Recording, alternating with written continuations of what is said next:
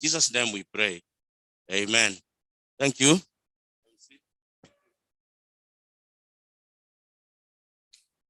Thank you, Dr. Eliud Nyakundi, for that start of the program. I'll be the one who will be the master of ceremonies, and I'll be assisted by Dr. Nyandoro, who is around here. So you are going to be hearing a lot of our voices. Yeah, so get ready to be hearing or to be listening to us. I want to invite the conference chair, Dr. Pacho.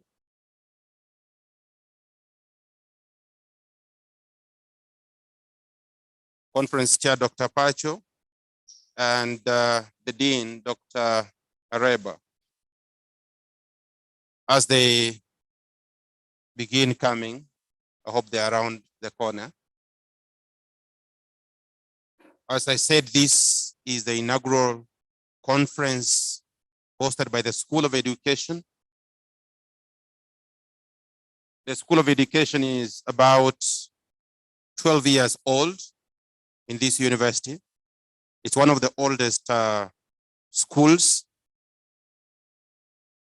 And we are always having a number of programs that we train students in.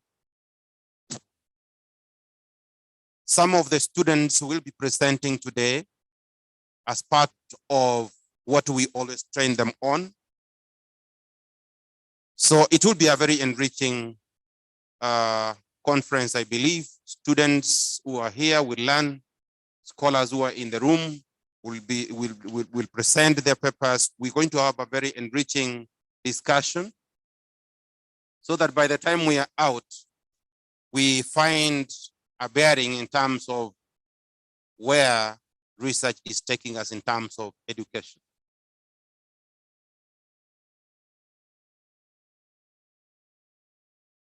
A number of other presenters will be online.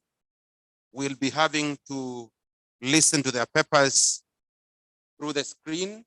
They'll be screened live for us to be able to listen to their presentations so that we don't miss any of those presentations that have been planned for.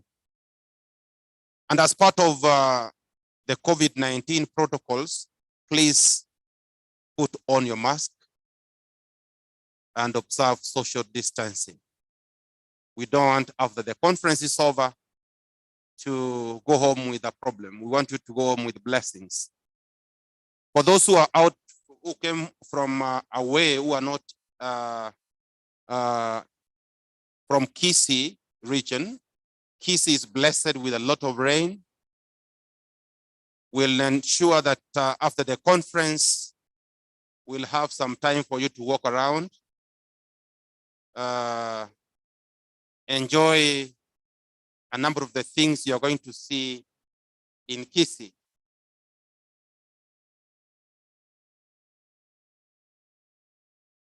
And equally, you will make sure you enjoy bananas. This is the land of bananas. Those from Tanzania, make sure mkule ndisi ya Kisii. Ni tamu sana nasikia. Dr. Pacho.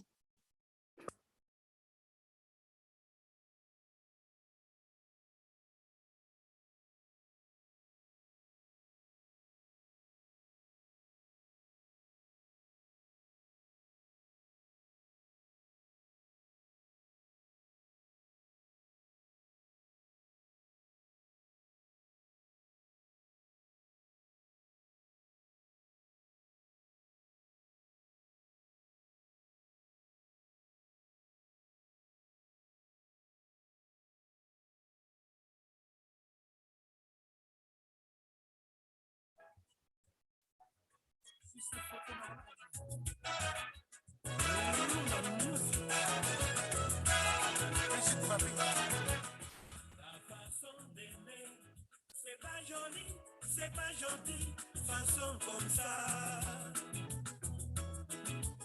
Ta façon d'aimer Doudoué, c'est pas joli, c'est pas gentil, vraiment fatigue. Ta façon d'aimer chérie, jaloux, jaloux, jaloux, jaloux, t'es trop jalouse. Okay, thank you. We've been consulting. We want to begin the program, as I said. I want to invite Dr. Everin July to welcome the guests so that we can start. Dr.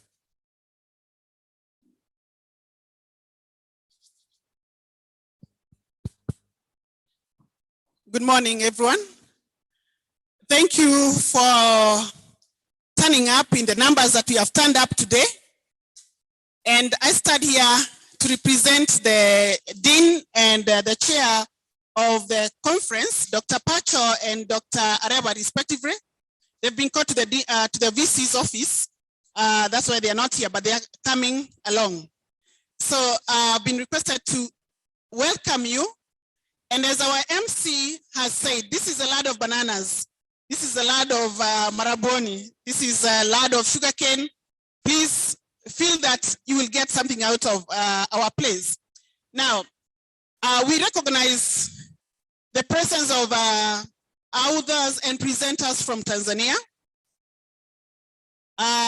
Just lift up your hand.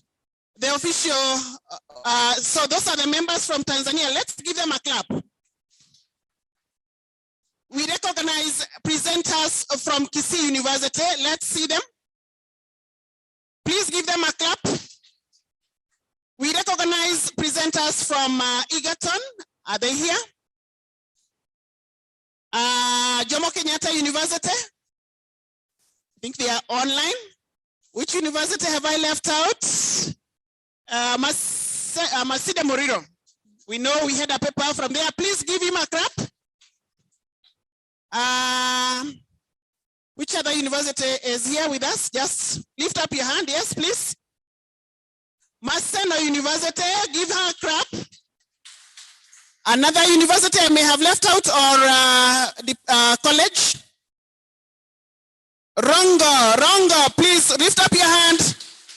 Thank you so much. And this is a physical. Online, we have presenters from Japan. We have a presenter as well from the UK. We also have a presenter from the US, a number of them from the US. And most of all, we want to recognize that our Vice Chancellor, who will be coming soon with the guests, we have some of the best guests with us.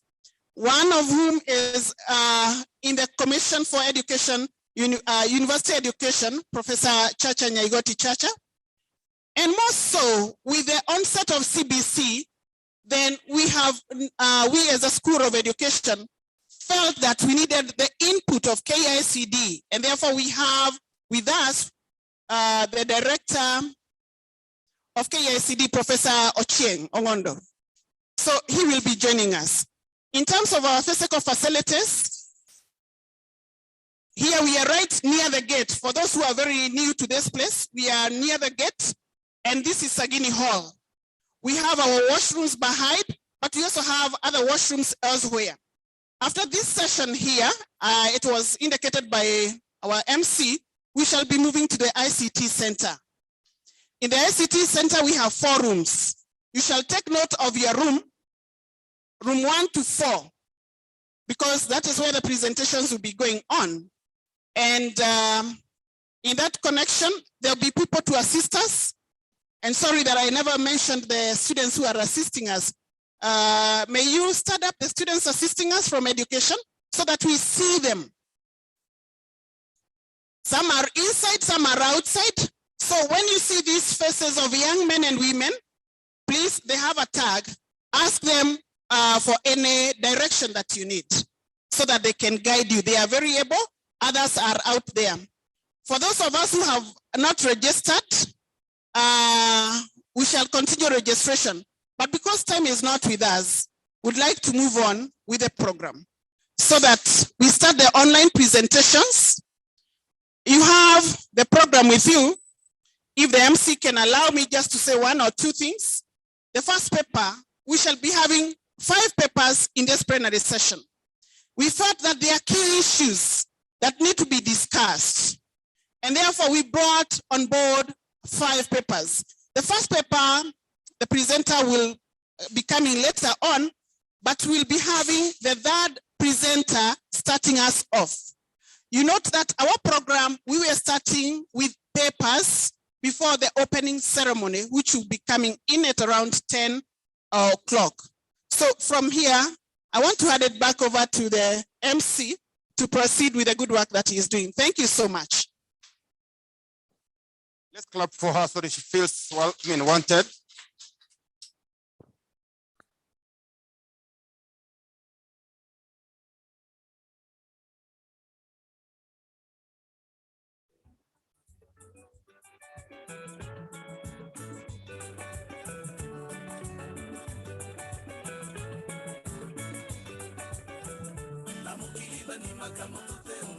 For that welcome and introduction.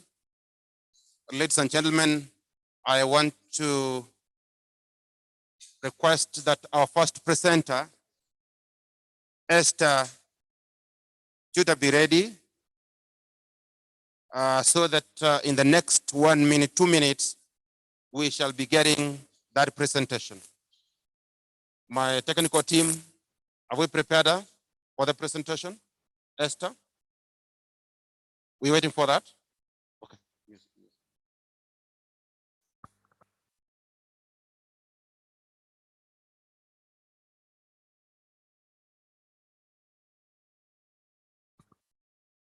Okay. I'm reliably told that we need to have the projector mounted. So you can be looking at what Esther is going to present. That is effects of teacher performance appraisal on learner results in public secondary schools in Uasin Gishu County. That will be our first paper to listen to. We shall give her 15 minutes to do the presentation.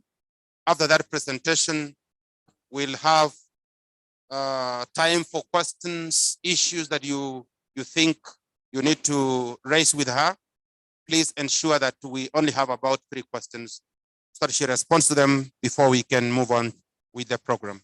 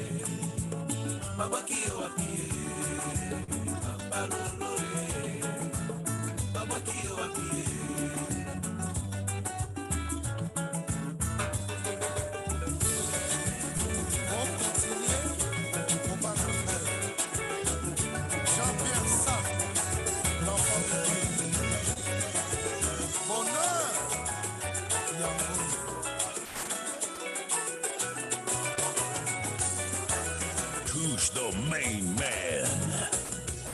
Alors qui s'assesse que maman osa koyoka ngai yeye. Butwa lelo na la liste yo yo. Yesa mi kopeta kotuta pominga.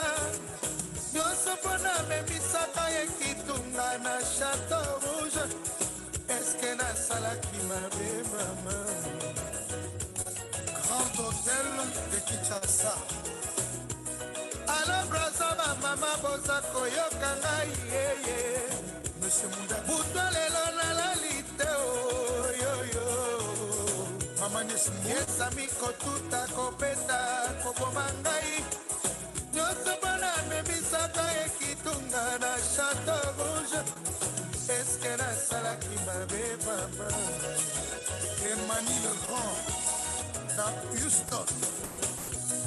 yesa misoki akobetanga lokola kobunda na edimwere soki okimi abambi yo libanga erataka te bambo bayeba ye o roki de 4 soba de soba kwiti na ye mabe o ekomisa ye tiki kwiti akoma kapite na masuwa libongo nyonso se ye mwasi wileko 12 marin na esprit ya Dieu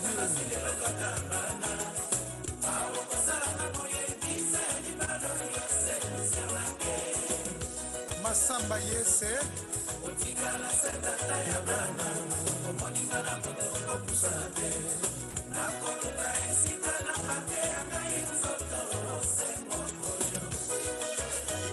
Jules bavomwamu biso baoyo tosala kala na ntango ya bamete nganda biso baoyo tosala kala na ntango ya bapekose biso baoyo tosala kala na ntango ya bakajose sakulu tika na bena nzoto tembe yo nalani ye mon amour président Flore apenela amour napikaka yo na motema nanga monima odeserva peuple tala babukingo lamuranga nono sozino empresario amour namoni ngonga ekoki toka bwana naluka nanga okazo derope soki mwa probleme na debosele wana yanga tonto das mampuya tanga bamula tofandi ifutala zile lokakarana awokosana moye kisa edibalo yose misianake otikala setata ya bana omoningana moto okusala te nakoluta esika na mate yanga inzoto osengokoyo Letis Madilou fils à papa Azamondo de Mwenemo Mampasie Mafobi Amisie Namwanda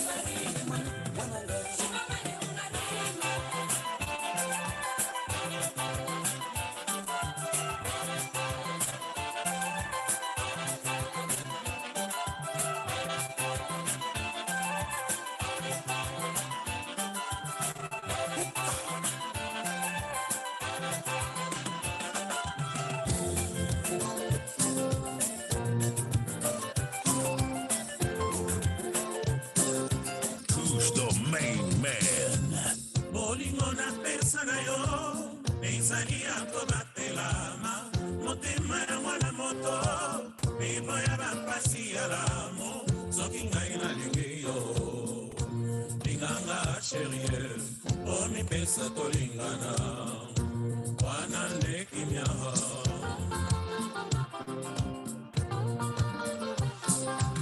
bolingo konikonyokolonga ekoni lokola koloko maloba tolobaka ntango topendaka etikali lokola bafoto ndenge ngai nalingi yo linganga sherie soto mwana moto yo konyokolo yeba azali mpe moto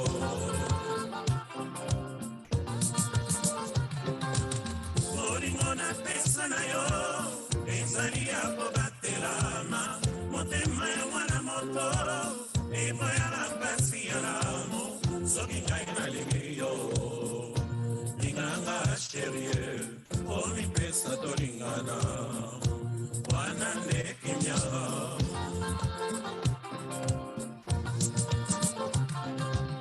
bolingo konikonyokolonga ekomi lokola koloko maloba tolobaka ntango tobanaka etikali lokola bafoto ndenge ngai nalingi yo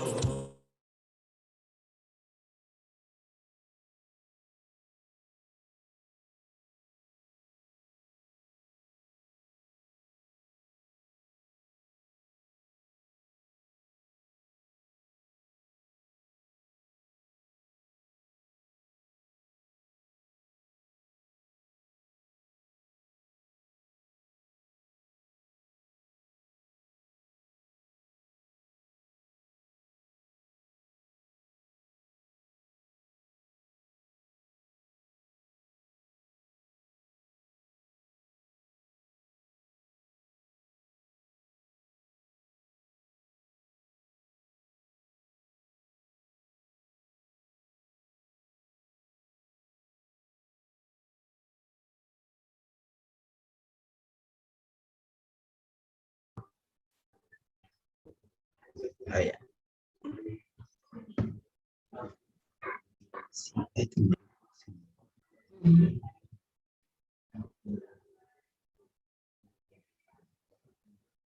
Sasa shida inakuwa ukifika mtoke preseli nito usijarua cha nini maelezo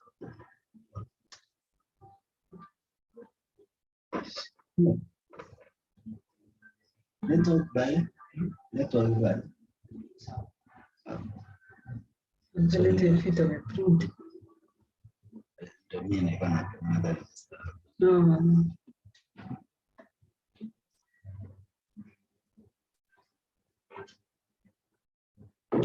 Ci fai guarda.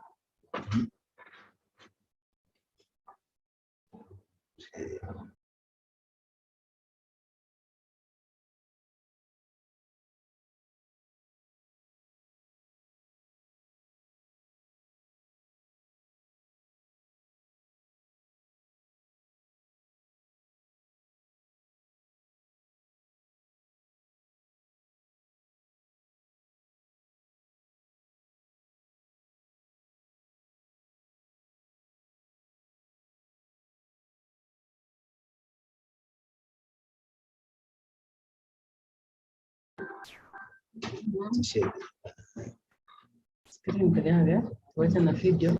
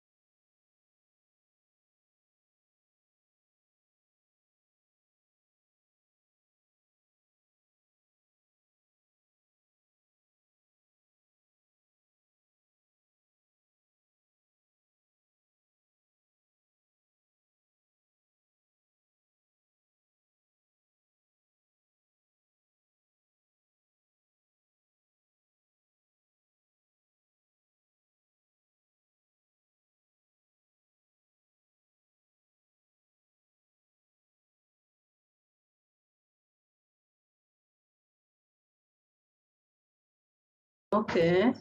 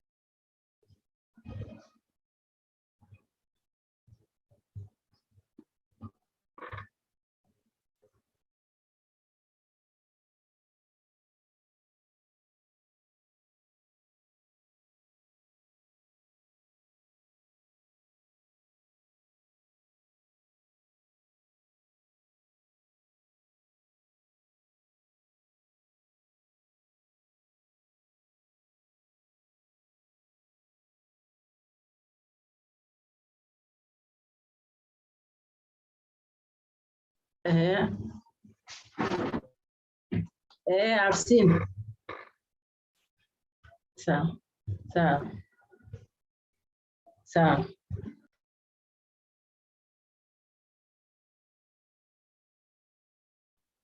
Na hao wengine present.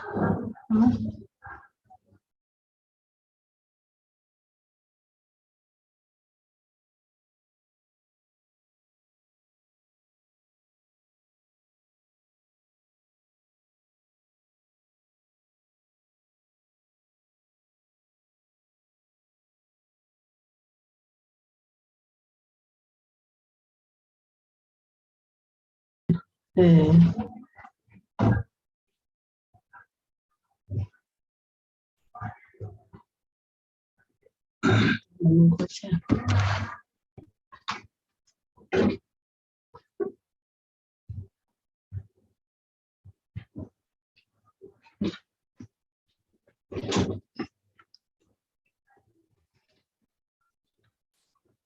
morning.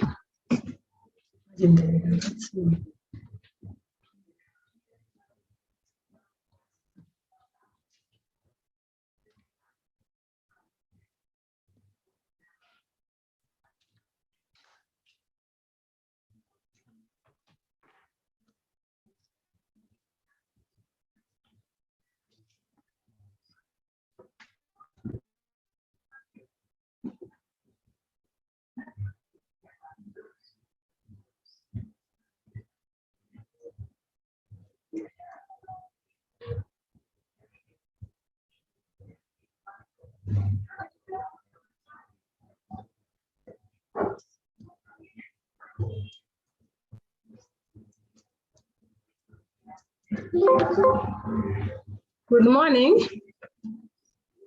You can hear me? Okay. I am Esther Chepkoech Suter with co-presenter Justina Daiti and George Areva, going to present on effects of teacher performance appraisal on learner score in public secondary school in Uasin Gishu County.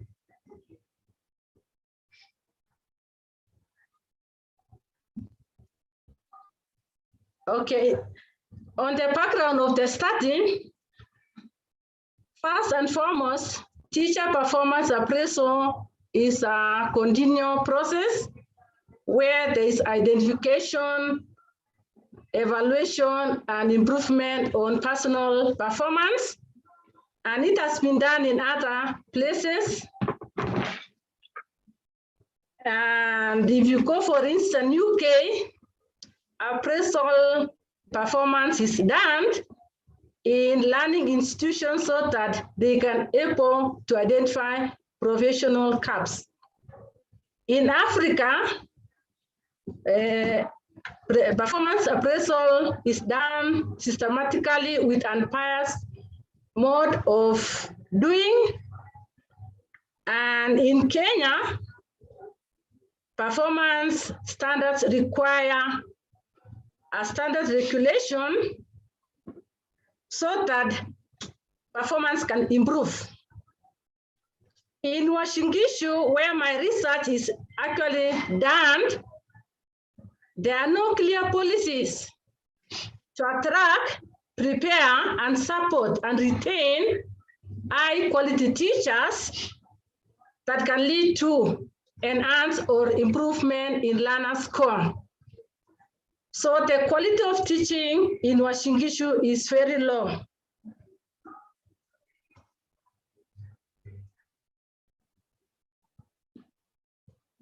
On objectives of the study,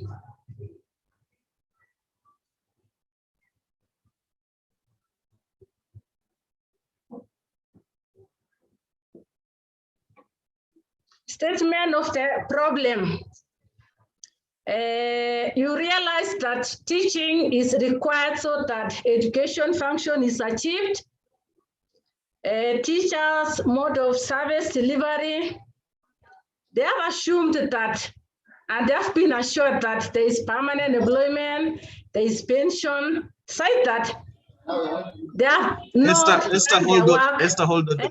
Hold on the presentation, please. First, we are connecting you to the main site so that you can begin. So I can start? No, not yet. Not yet. Don't start. Don't start yet. Don't start yet. Sawa.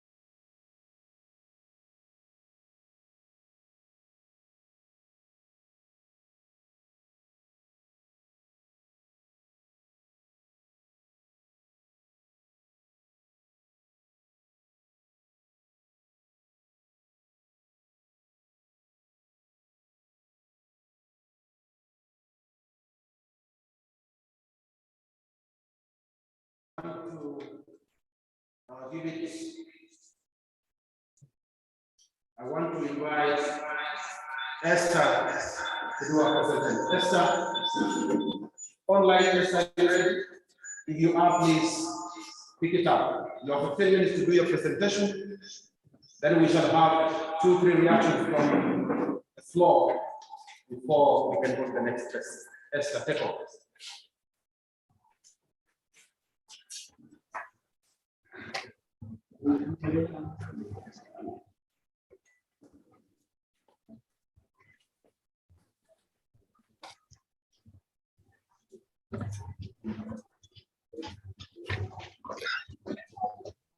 Okay, good morning, everyone. Yes.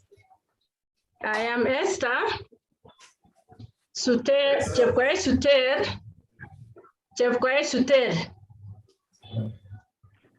I am Esther Chepkwai Suter, co-presenters Justina Taita Church at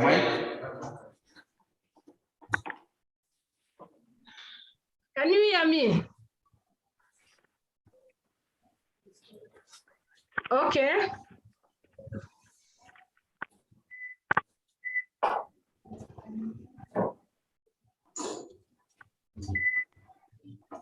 Esther, can you hear me? Esther, mute your mic.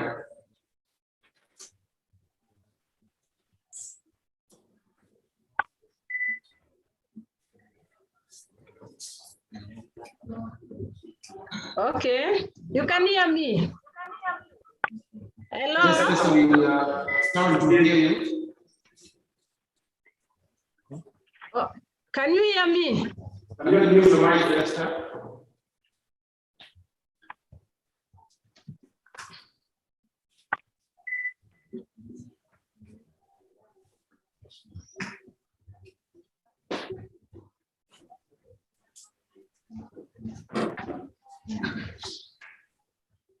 Everybody must assist Esther to unmute and.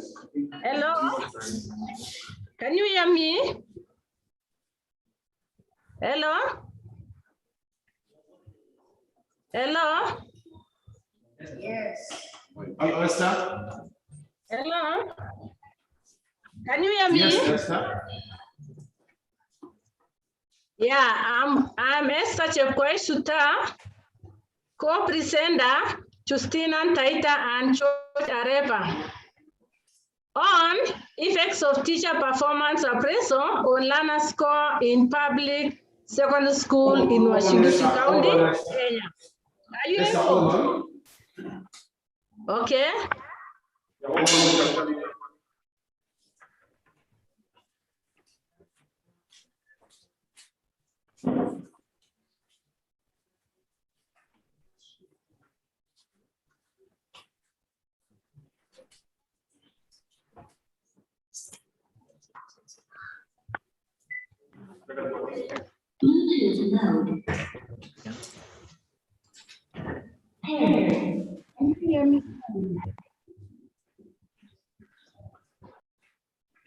Esther, can you try speaking? Yeah. Try speaking.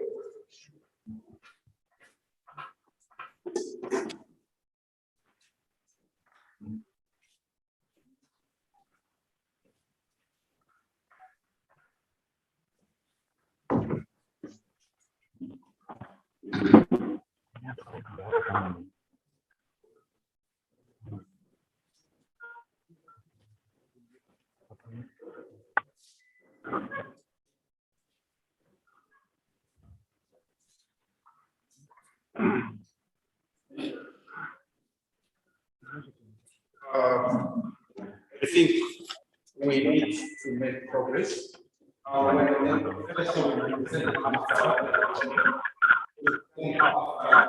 Let's give to the fiscal representative to do the presentation as we work on the technical aspects. I hope you're ready. Let's get it now to listen to the second paper that is now coming fast, teacher roles in learning materials management in the implementation of competence-based curriculum, CBC, by Clara Rubia and Daniel Onyango. Onyango, you can come over to do your presentation. We shall give Onyango 15 minutes as usual. Then after that, we shall react to 2-3 reactions before we can get the next presenter.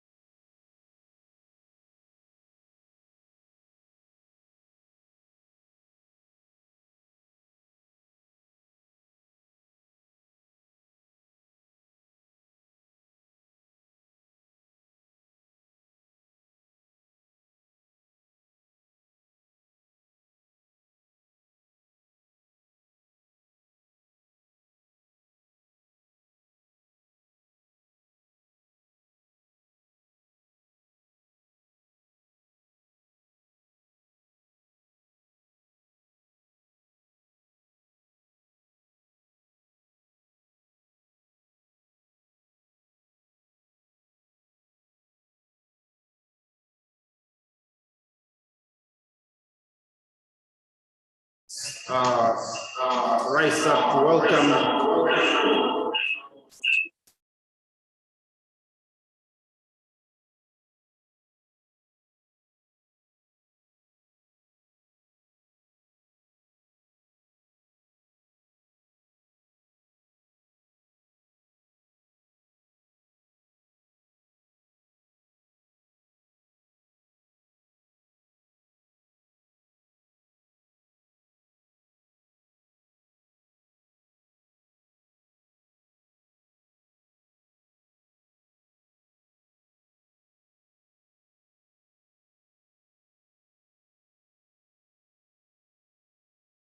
our chief guest.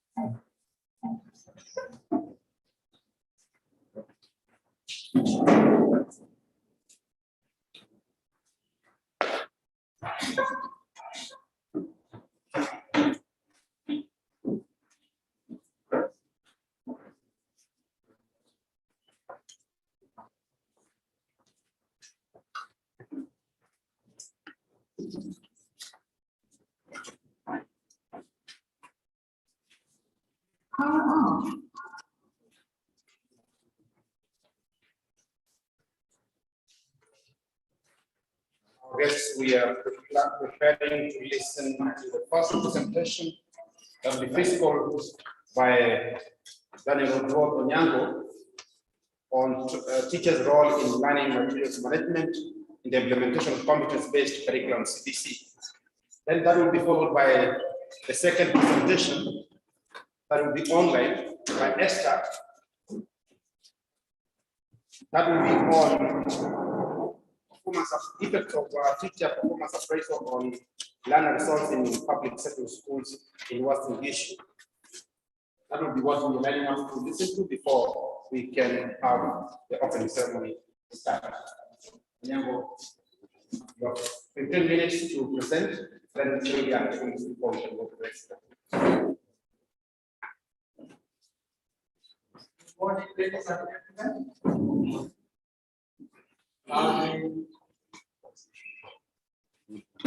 Presenting a paper on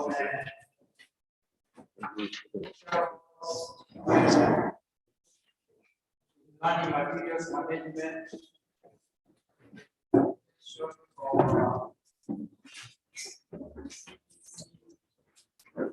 Curriculum. As quoted earlier,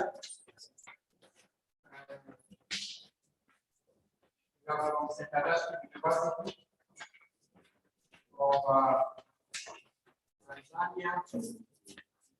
Tanzania and Mwanza.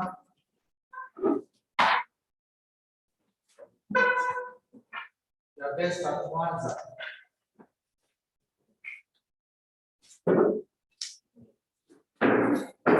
Curriculum is defined as all learning that takes place under the guidance of a school, and that is by Channel 1995. As you are aware, curriculum is very, very important for its relied upon by the society to achieve its aspirations. You are aware each country has national goals of education, and these national goals of education must be achieved either through primary, secondary, university education. And for that to happen, it's done.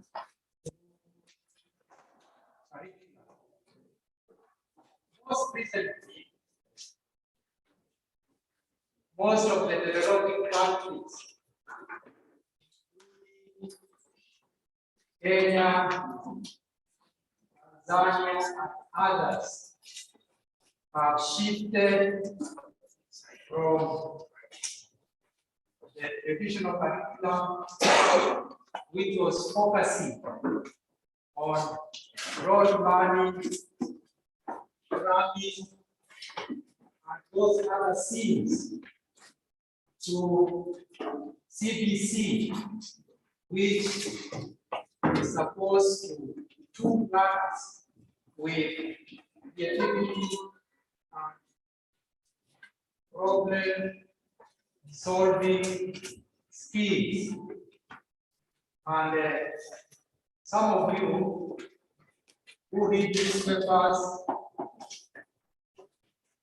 especially here in Kenya, you have seen or you have heard about people saying, you don't want this CBC, others say, you want it.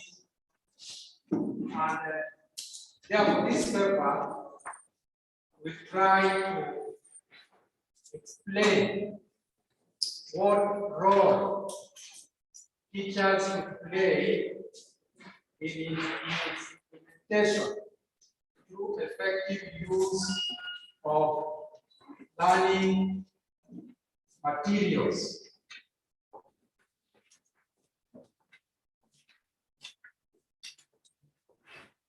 Curriculum developers can prepare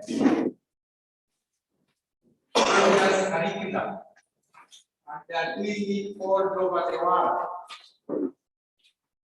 However, if implementation is not done properly, then the whole thing will go to waste. Remember what happened in Kenya? There was this 844 around 1985. It was a very nice document, a very wonderful document. But when it came to implementation, there were serious challenges, and it was abandoned on the way. And similar scenario might dispel CBC if issues related to implementation are not dealt with. There's a piece of work which was prepared in 1971 by Gross and other friends. In this piece of work, which should be a constitution to all curriculum developers and implementers, Gross talks of some variables that must be taken into consideration whenever a new curriculum is being implemented or it's even being considered implementation. For the sake of Kenya, we are primary, we are done with preschool, we are almost done with primary, and now we are heading to secondary, and soon we will be university. And therefore, the cross would sink deeply into us, so that we really understand what they say and factor that into our planning, so that we don't start good projects. Then somewhere when challenges emerge, the best we can do is to start shouting, running away, blaming each other, and as we do that, we destroy generations. In this work, Gross emphasizes that human resources, learning materials, management support must be put in place before and during implementation, so that what has been conceptualized by the curriculum developers should see light of the day. And the place where all this is supposed to see light of the day is through a teacher. And this must take place in the class. If that does not happen, those changes that were perceived by this team that developed the curriculum will go to waste. The investment and all that will not be accounted for. And one day, somebody might even go to court and say, you people who came up with the CPC should refund all the money that was used to develop the curriculum, because you are not seeing the product as it's happening with the story of our constitution.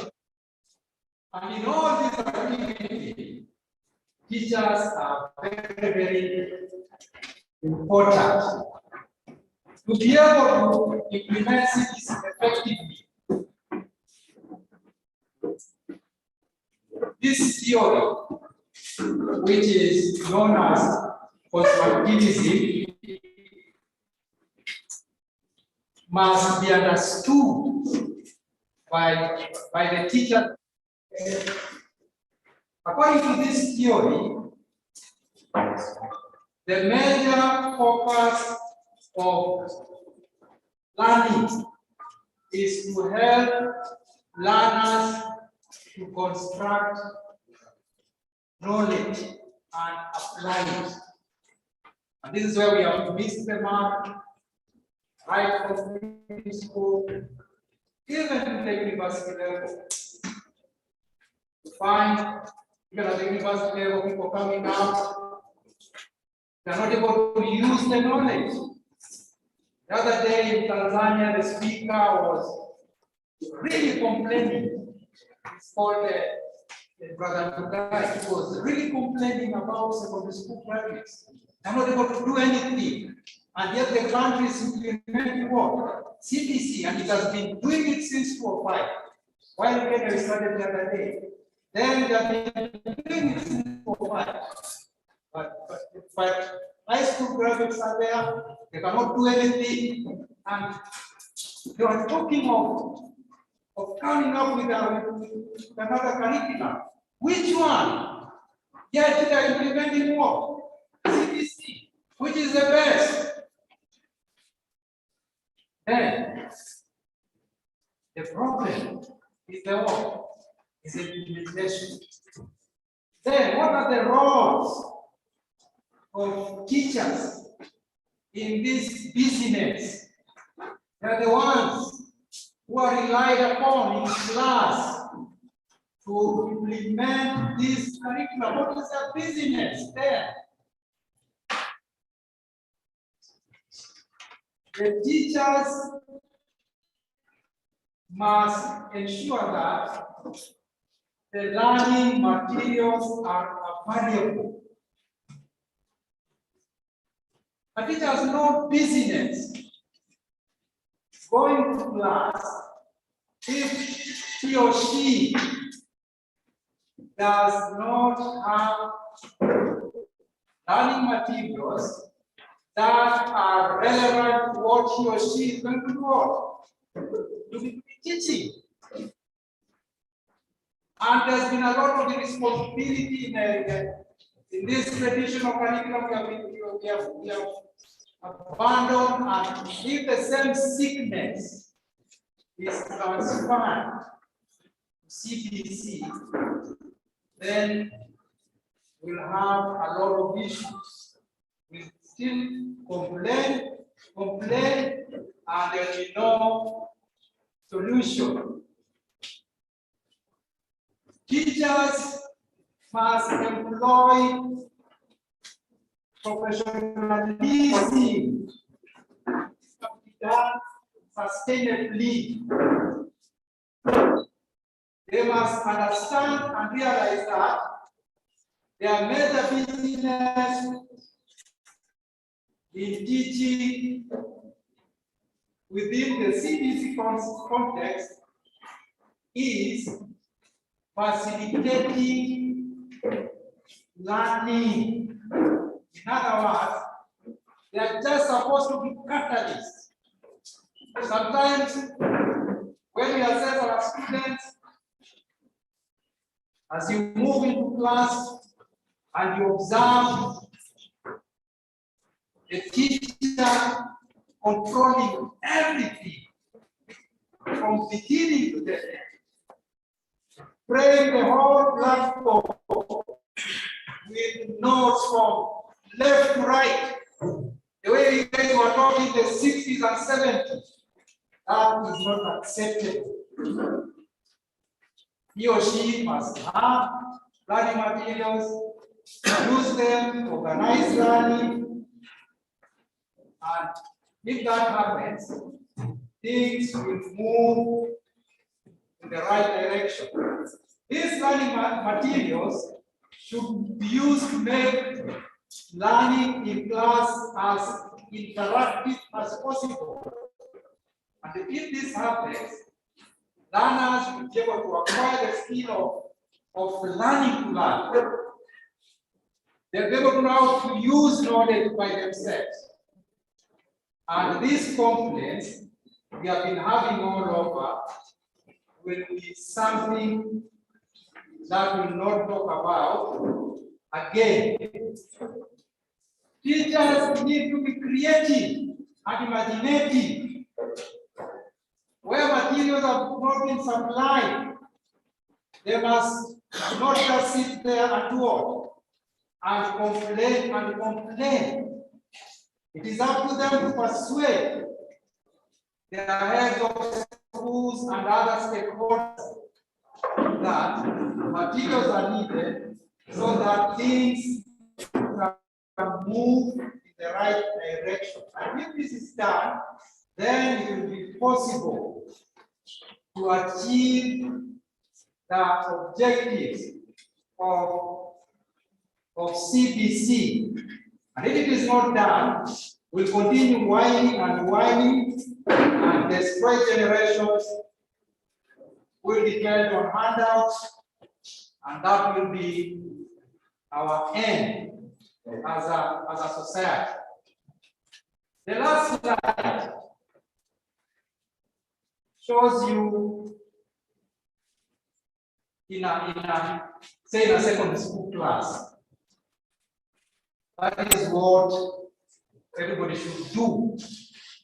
And when you look at that, a parent has something to do, a student has something to do, a teacher has something to do.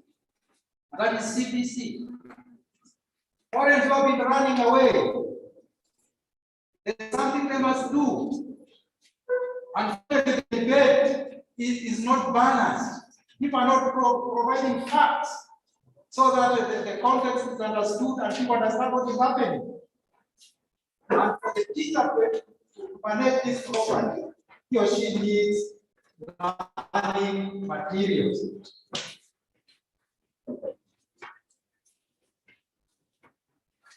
Let me conclude because of time.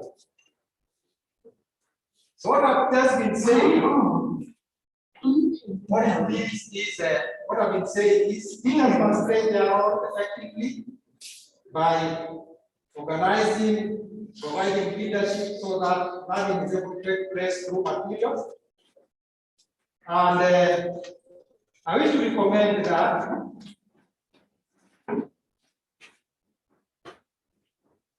very soon Kenya will be having will be moving to secondary cycle, and there is need to ensure that the teachers who are being trained, especially from the universities, by the 21st universities like Kisii University, should ensure that these teachers are provided with the relevant skills so that as they go out there, they're able to use learning materials effectively so that CBC goals can be achieved. Thank you, Chair. We want to give for 2 reactions so that we can respond to that. Yes. Thank you very much for your presentation. I have a number of questions. Number one is that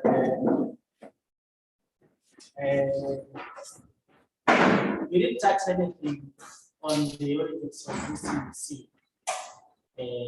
curriculum. And I'd like to know where it's implemented and whether you have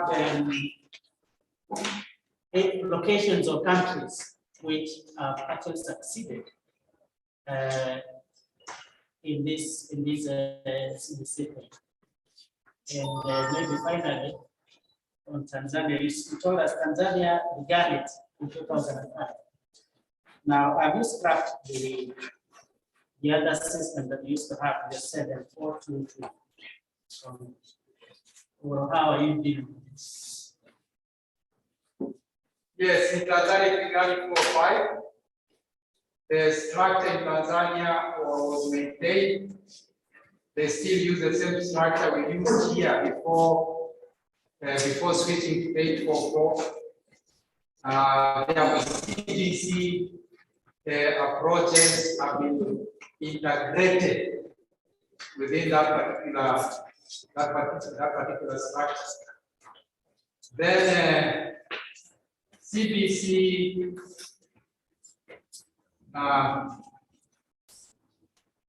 comparative education. CBC has been borrowed from Europe. And when you look at your own basic education framework, it's mentioned those countries where they did benchmarking like Finland and others. In Europe, it has succeeded very well. But according to a study by Professor Dodia, 2013, and somebody from Ghana, in Africa, there are very, very serious issues. This curriculum has not done well, majorly because of one of those variables I have mentioned. You read this work by Sagudia, it mentions those variables, and it's the same variables that Gross talked about, management sample. Like now in Kenya, we are busy struggling about who will fund the teacher pressure courses, when we know very well it is the student will benefit, it is the learner who will benefit. If these teachers know what they are doing, yet we are still wasting time and struggling to pay the 6,000. And as we waste time, the teacher becomes motivated, and the whole thing is lost. Just lost like that. Thank you, Nyango. I think we give one more reaction, then we can go to the next presenter. Yes. Thank you for the presentation. Thank you, the chair. Now, concerning what the question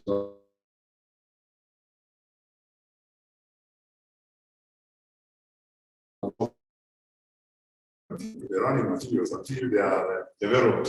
I think in one of the recommendations we should be able to recommend if they could be involved in the development of the learning materials. Otherwise, they cannot be able to use what you have not developed. That's why there is some resistance. Thank you. Thank you. I think that was an observation. Yeah, that's not really a question. For the interest of time, allow us to move to the next presentation. Nyango is around. Please reach out to him so that we can have discussions on his presentation. Let's move on to the online. Let's move on to the online presentation before we can begin the opening exam. reporting. This will be done by Esther, who is presenting on effects of teacher performance, appraisal on learner results, and professional skills in working English. Esther.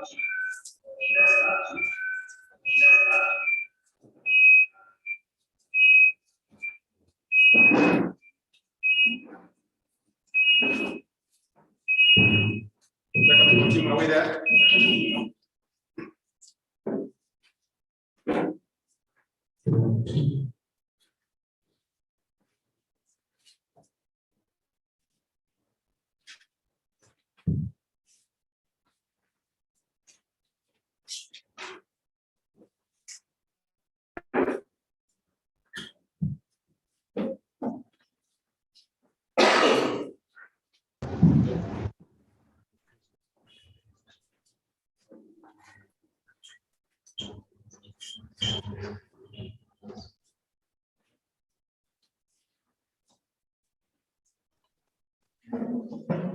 Esther, can you hear us?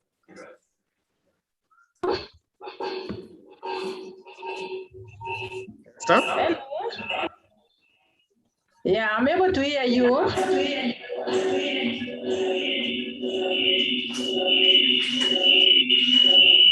So, I am Esther Chepkoech Suta, who present us Justina Taita and George Areba on effects of teacher performance, appraisal on learner scores in public secondary schools in Uasin Gishu County.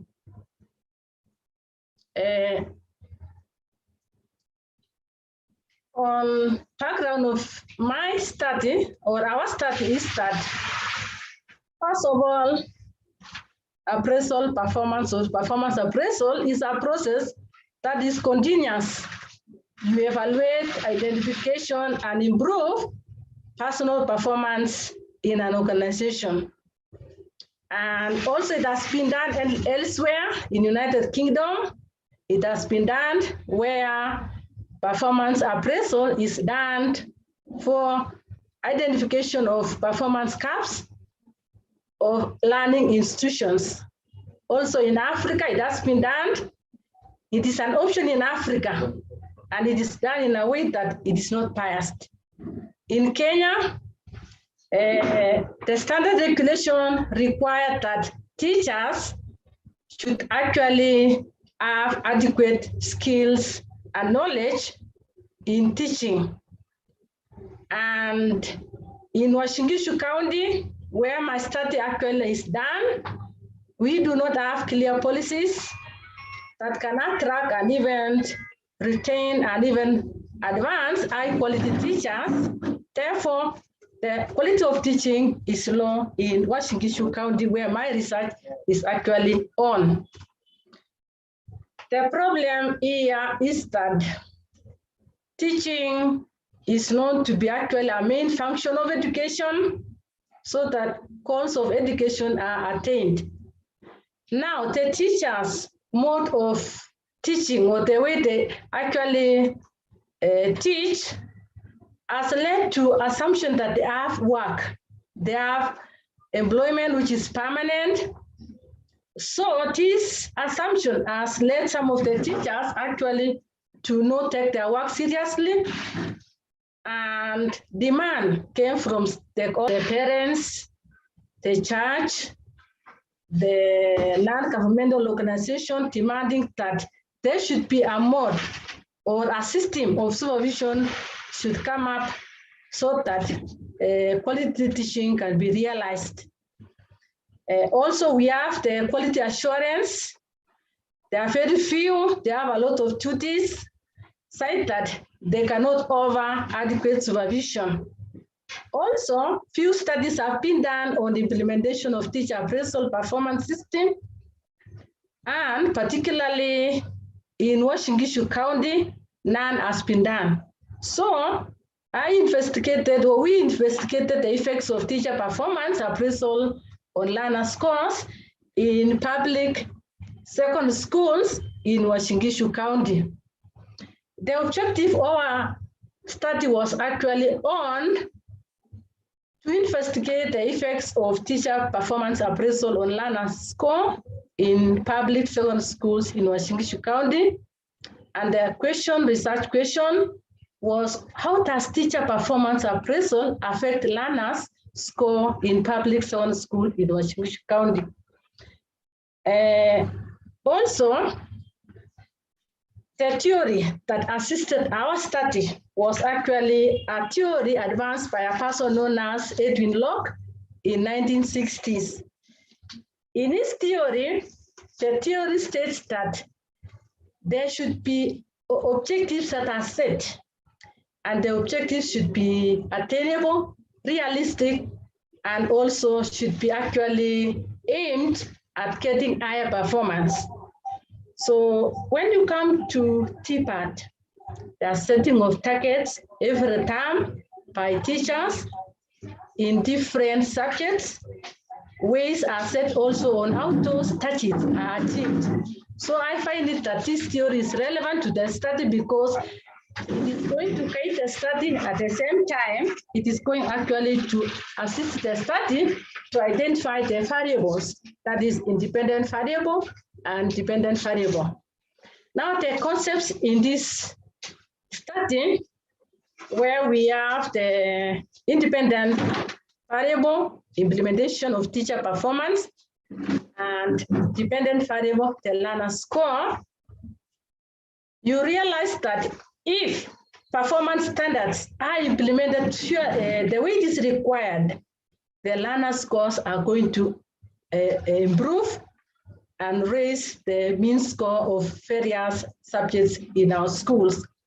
But you realize that despite these components of implementation of TPAT being there, you realize there are other things that affect intervening variable, things that actually make it not to actually achieve what was required, like the government policies. The government of Kenya policies in education sector. An example of those policies, removal of extra teaching, which could have enhanced syllabus coverage and led also learners to acquire more knowledge. We have also another policy, an example of our policy of 100% transition from class 8 to Form 1 in Kenya. It's a policy that actually has interfered with learner score and performance, because you realize that in our classroom, we have more learners compared to the teacher. So actually it has reduced it. The methodology that was used in the study was descriptive survey design. It was used actually to examine the effects of TPAT on quality teaching, particularly learner score in Kenya. And this design is actually very important because it takes the target population, it uses a sample to study a generalized characteristics of our population. It is affordable and cheaper. So it was conducted, and the learners were, the confidentiality of the learners was hidden inside that they could give us accurate information. The sampling techniques that was used, and the study population and sampling technique and sample size. In our study, the target population was 518, and we targeted the secondary schools, public secondary school in Uasin Gishu, of which there are 156. We also targeted other officials in the Ministry of Education and TSC, which is TSC is a commission within the Ministry of Education, and we targeted also those ones because the TSC are actually in charge of the program. The quality assurance, who are also from the Ministry of Education, are members of the implementation committee. At the same time, they actually oversee the program. Now, the sample size was attained using a formula of Yamane formula of 1967. The formula was used because of the target population that was less than 10,000. The sampling procedure that was used to sample the teachers, the principals, and the Ministry of Officials and TSC. First of all, schools, we use symbol random sampling. After using the formula to get the schools, the symbol random sampling was used, where an Excel software was created. Now, the QASOs and the TSC sub-county directors actually passive sampling because there were particular information we required from them. The instruments that we used to collect data were actually structured questionnaires and scheduled interviews for the Ministry of Education officials, the TSC director and the sub-county directors, and the structured questionnaires was actually given to the principals and the teachers to fill in. Upon giving out the, yes, okay. Okay. Yeah. Please give us the findings of your study. Okay, yeah, the findings. Thank you. My findings is that we found out that effective implementation of teacher performance appraisal enhance or actually had a positive impact on learners' score. Why? Because learners' performance improved compared before the introduction of the TPAT, and also the rate from the next class improved also. And also recommendation, because of time, in conclusion is that it has a positive effect on the learners, and also there was an improvement in learners' exam performance when the TPAT was implemented fully, and also the rate of promotion from one grade to another one or from one form to another one increased upon the implementation of the system. So recommendation from our study is that we recommend to the Ministry of Education that they come up with performance feedback, because that one is lacking, there is no feedback. And also because feedback, if it is given, is going to preach teachers professional curves that will lead to training. Again, Ministry of Education, we recommended that should actually improve connectivity to all schools, because the TPAT implementation require network, so there should be electricity and so on. To the TSC, which is a commission, we also recommend that they should actually come up with refresher training to teachers to enhance their teaching skills frequently. Thank you very much for listening.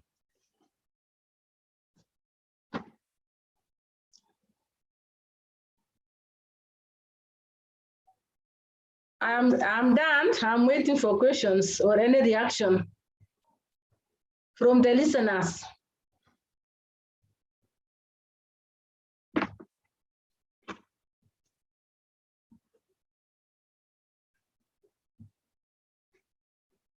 On your presentation. Thank you very much for that presentation.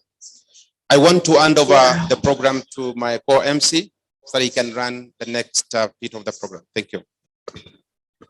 Thank you very much, Dr. Ndima.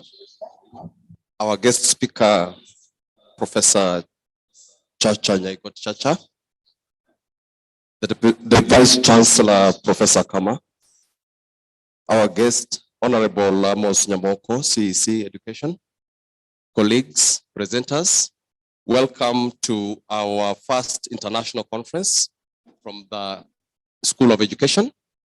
The time has come that we now should begin where we ought to have begun.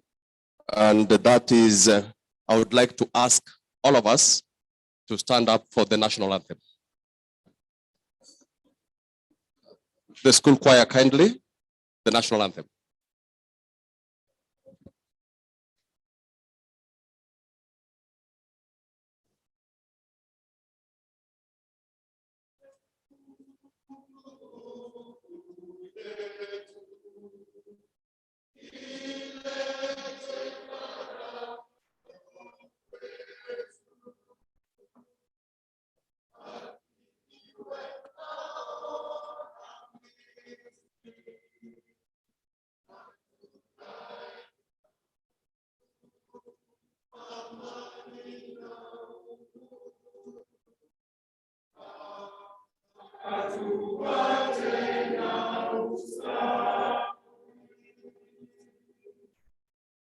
Thank you very much. Can we have the East African anthem kindly?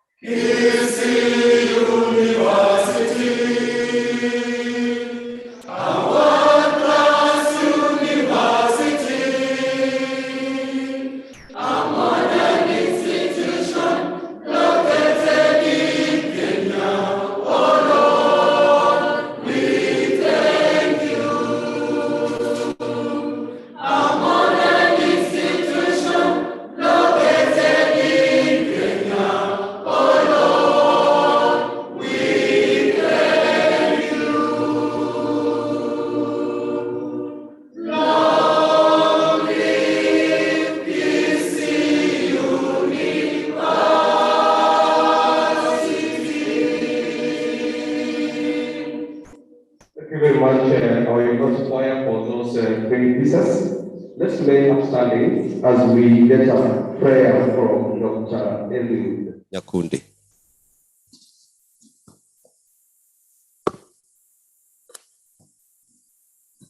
Let's bow down as we pray. Our Heavenly Father, we want to thank you for this gracious occasion you have allowed us to host as Kisii University. We thank you because of our chief guest, Jenny Massis, who has come, our Vice Chancellor and the team that have joined us, the guests from other countries, and also ourselves as a university. We pray that you will give us the grace, the understanding to go through this two-day meeting. For in Jesus' name we pray. We may now sit. Thank you very much. Thank you very much. With your permission, sir, guest speaker, I wish to ask our university choir to give us one piece or two of entertainment.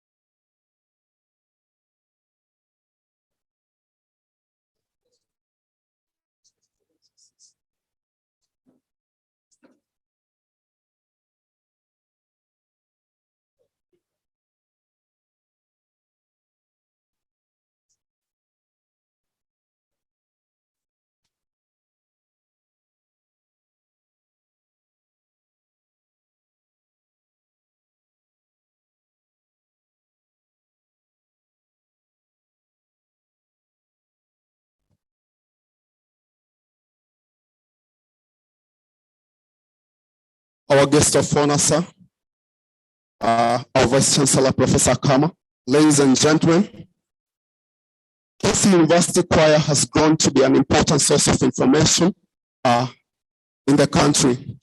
On behalf of the choir, my name is Pius Rivaldo Opanga. I present a special composition poem by Dr. Evans Nyamwaka to welcome our guests and all the participants. Karibuni. Distinguished keynote speakers, ladies and gentlemen, from all walks of life, you have come to congregate for this noble cause. The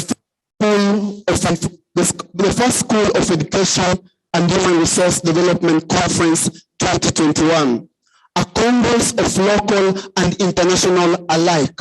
And so, welcome. Welcome to Kisii, Gusiland or Getembe, as it is popularly referred to, the land of bananas, Amatoke, the territory of pumpkins, Emiongo, the ground where spideries, Kisii, grow in plenty to supply food to the local. I'm sure you will taste some. And so, welcome. Welcome to Gusiland, a territory of its own kind, the serene of our lives, Sakawa the prophet, Otenyemantere, Nyantikamayo, Naftal Tao, Professor Chacha, Professor Akama. The list is long. Welcome to this great territory.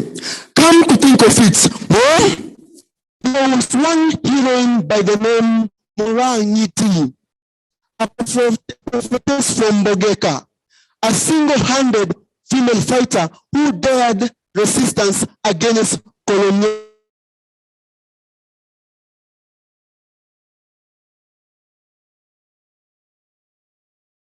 A warrior to a point of surrender to Northcote, a colonial officer. Welcome to Laras territory. The journey of this conference has been long amidst myriad of challenges, but the organizers have tried and still trudging to make headway. Bravo, the Sedwood family. Welcome to this great university. Participants, you have trudged across those hills and valleys, across the forest and river meanders. The wild cats and dogs did neither stop you. You have arrived here safely, and so we welcome you. Kisii University is a great institution, a university of the 21st century, a fountain of knowledge, known for its outstanding performance in the School of Law, Health Science, among others. Welcome to this great institution. Feel at home, feel at peace, and feel at ease as you share your academic knowledge with other participants. May your hunger in knowledge find solace in your presentation. I have said it all. Thank you. Thank you very much. At Kisii University, we shall present 2 items. One, we are going to welcome all our guests. Then the second one, we are talking about how our tradition has assisted us to manage even our display. We are talking about the instruments, the traditional instruments that have been used to enhance our dances in Kenya. And then finally, we shall give you a folk song, and it is talking about how the young men are involved in community work. Welcome. Thank you very much.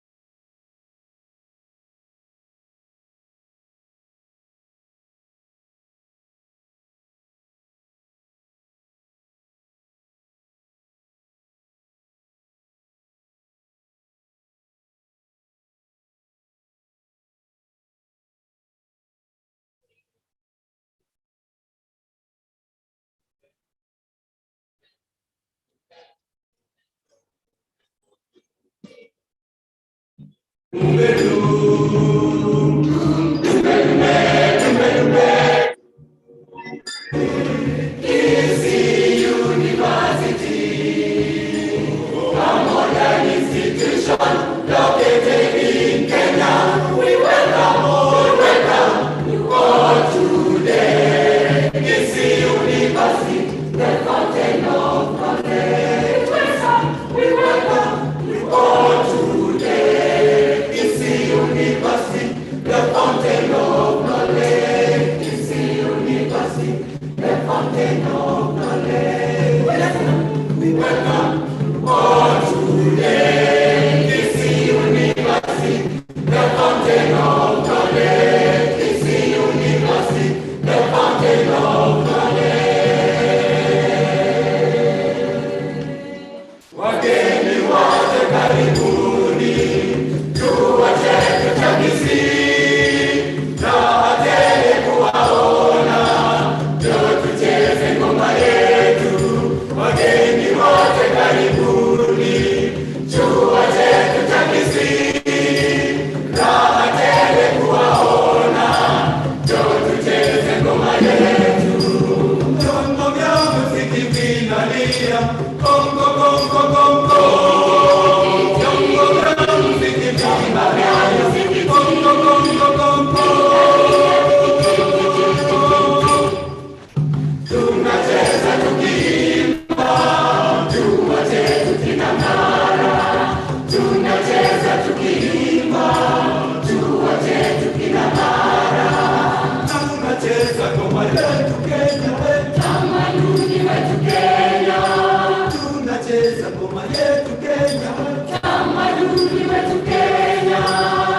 Leo leo wakalenjini, sisi mabamba waruka ruka. Abagusi, isukuti nayo waimba waluya. Leo wakalenjini, sisi mabamba waruka ruka.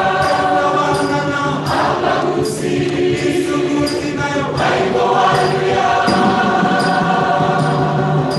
Waluo nao wanacheza na bodi na nyatiti. Kikuyu nao ni momoko, pwani Kenya ni sengenya. Waluo nao wanacheza na bodi na nyatiti.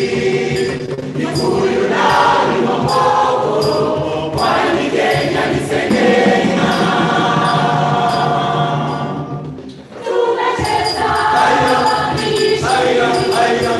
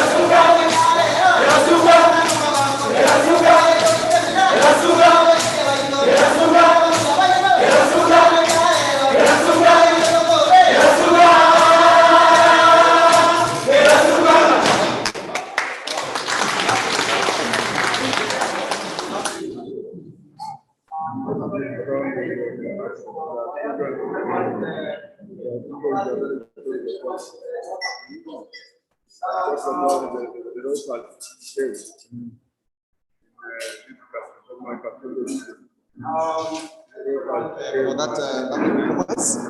Now we are running out of time in the sense that have a speaker from Britain who is supposed to present at exactly noon, but we would like to then have a few speeches. I would like to ask the presenters to be very brief so that we are in time for that speaker from Britain. And I want then to invite now the conference chair, Dr. Pacho, to make just very few remarks so that we don't run out of time. Thank you very much, Dr. Pacho.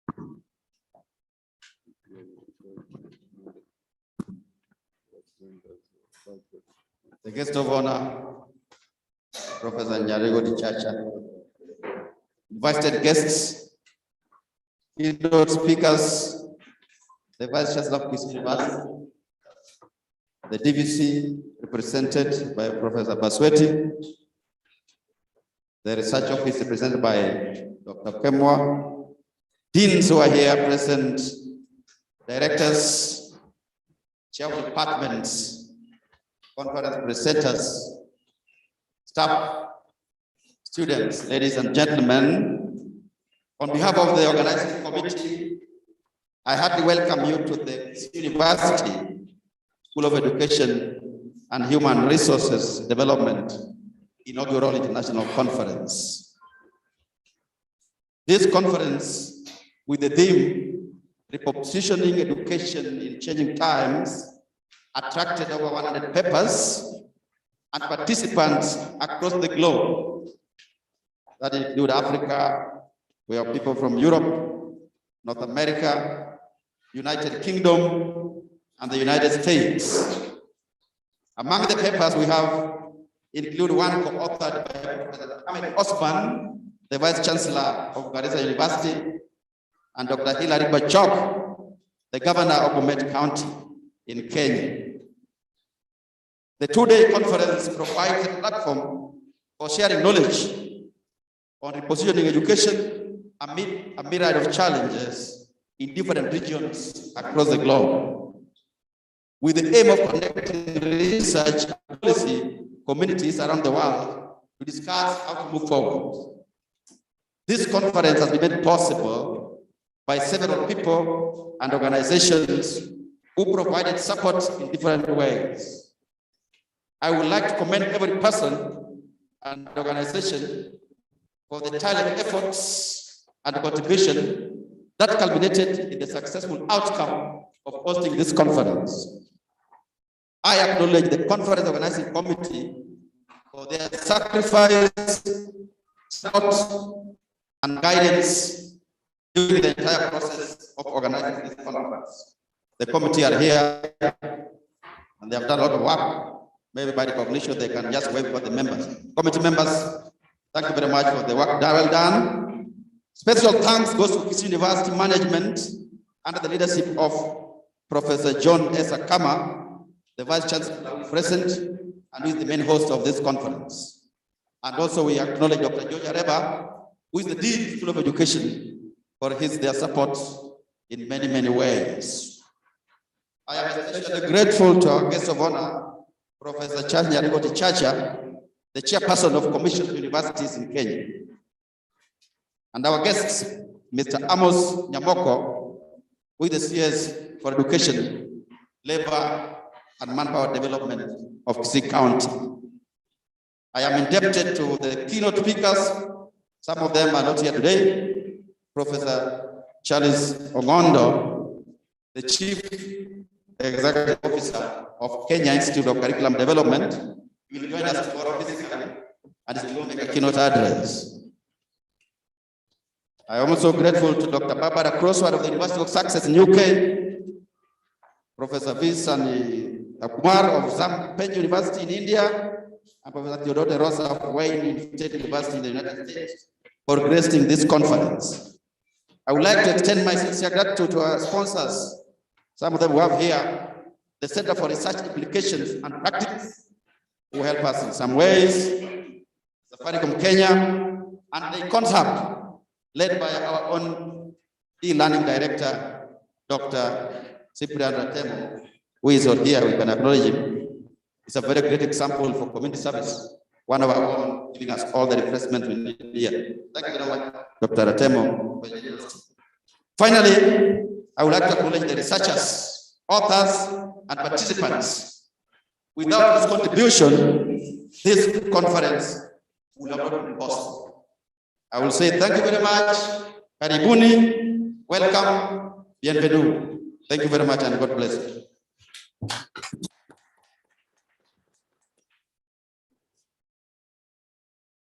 Thank you very much, Dr. Pacho, for those brief remarks. I now would like to invite our Dean of School of Education, Dr. George.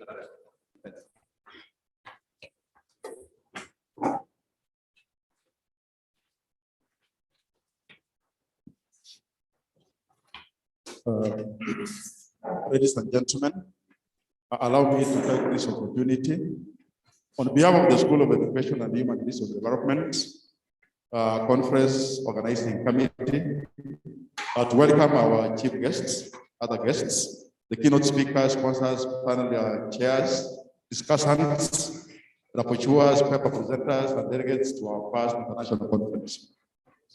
I do take the cognizance of the School of Education for members who are also members of the conference organizing committee, who have put in their best foot forward in the organization of this compendium. I wish to appreciate all the paper contributors and the publishing committee who have reviewed the papers. Certainly we understand that a lot of effort and research has gone into the preparation of this noble discourse. I do hope that the conference deliberations will be worthy of our time in providing valuable insights in academia and industry, and by large bridge the lacuna between the two sectors to alleviate the emerging challenges that impede application of basic research. We do hope that after this conference, researchers will be more informed to conduct research in its application, but not research for research per se in its best state. In the School of Education, we believe in talking of running, while learning to walk. School of Education aspires to have a balancing act by fulfilling and living the dreams it has envisaged. To quote William Falcon, the end of wisdom is to dream high enough to lose the dream in the seeking of it.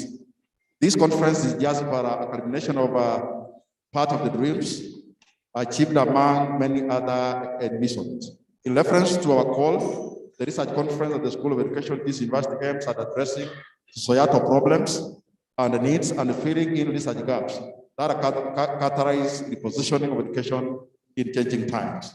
By identifying and prioritizing research needs in line with the emerging issues, such as the competence-based curriculum, social, legal, and health issues, pandemics, innovations, and technological development.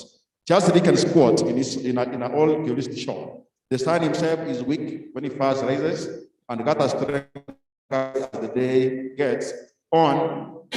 Basically, it raises our School of Education International Conference. The day is here. We have conquered our team members and all the researchers who are present. May this first School of Education International Conference be truly enriching experience where great minds will sharpen other minds. And I want to wish you a very healthy deliberations and a very fruitful conference members who are here. Thank you so much. Welcome to Kisii University and the School of Education in specific. Thank you very much, our Dean, for those remarks. It's now my pleasure to welcome Professor Basweti, who is representing our DVC, Academic Affairs. Professor Basweti will in turn welcome our Vice Chancellor. Thank you very much. After your remarks.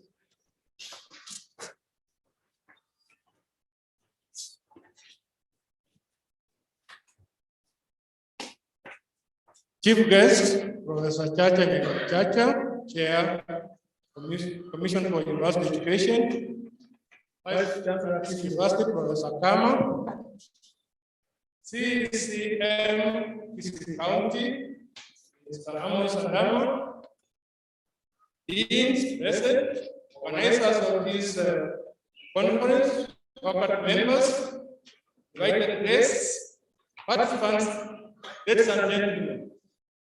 Good morning, good morning, or afternoon. Afternoon. Morning, good morning. I'm here on behalf of Professor Stanley.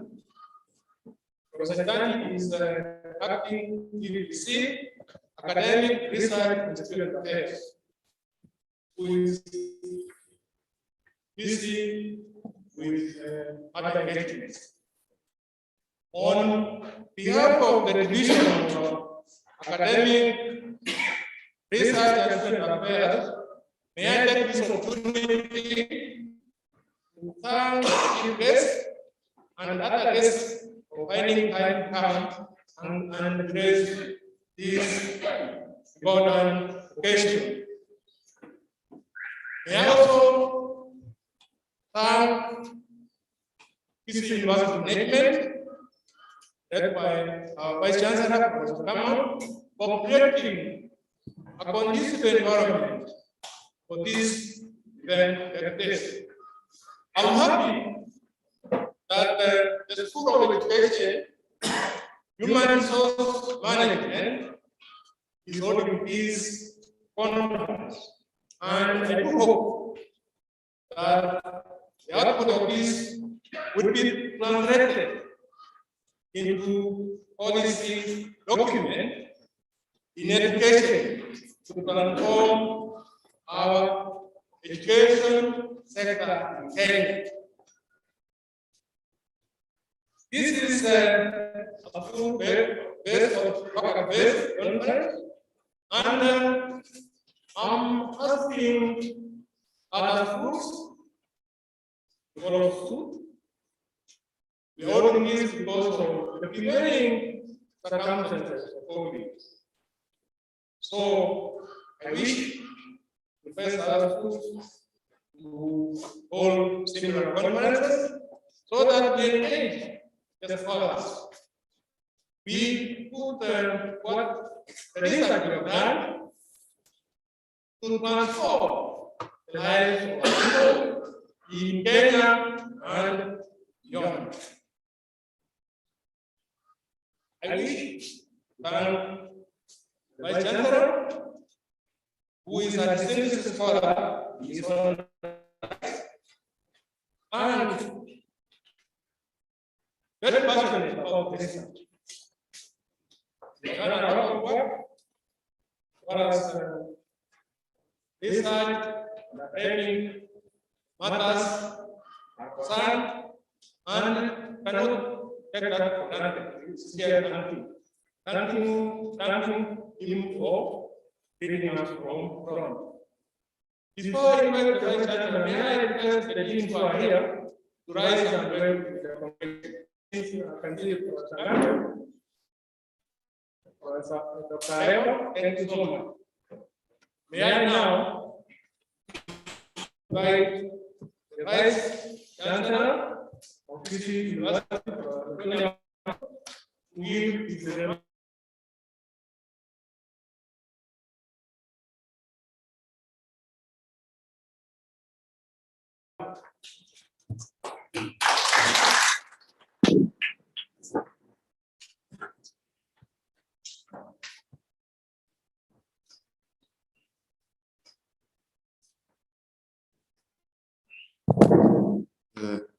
Thank you very much. Acting PVC, also, for this opportunity. Our chief guest, Professor Chacha, who is also the founder of this institution way back in 1994. Currently is the chairman, Commission for University Education, Q.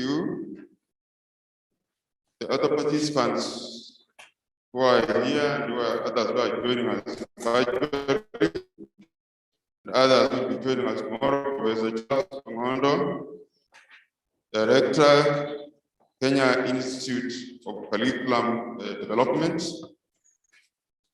Professor Theodore Lesa, Professor of Disability and Equity Studies in Education, Professor Zantrak Professor at Parliament University, India, Dr. Barbara, Reader in Education, Center for International Education, University of Sussex, Honorable Amos Namoko, CEC, in charge of education in our Kisii County. Other distinguished guests who are with us here, ladies and gentlemen, all the protocols observed. Good morning. Good morning again.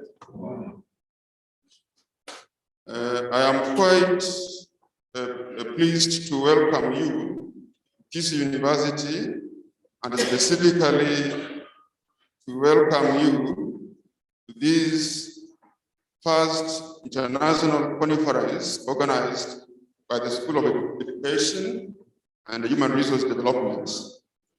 It is through such an academic congregation where matters concerning the education sector can be cordially and academically deliberated by diverse stakeholders in a scholarly manner. This conference is unique because it is taking place when the world is struggling with the COVID-19 pandemic, a challenge that has significantly transformed the education sector, thereby leveraging technology into curriculum delivery and assessment. This conference, therefore, provides an opportunity for stakeholders in education to reposition the education sector in response to the emerging issues at the local, national, regional, and international level. It is worth noting that the conference comes at a time when UNESCO has established that over 262 million children and youths are not attending school.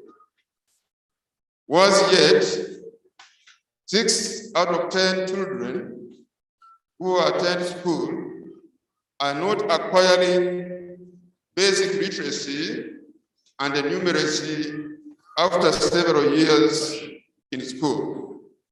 Apart from this,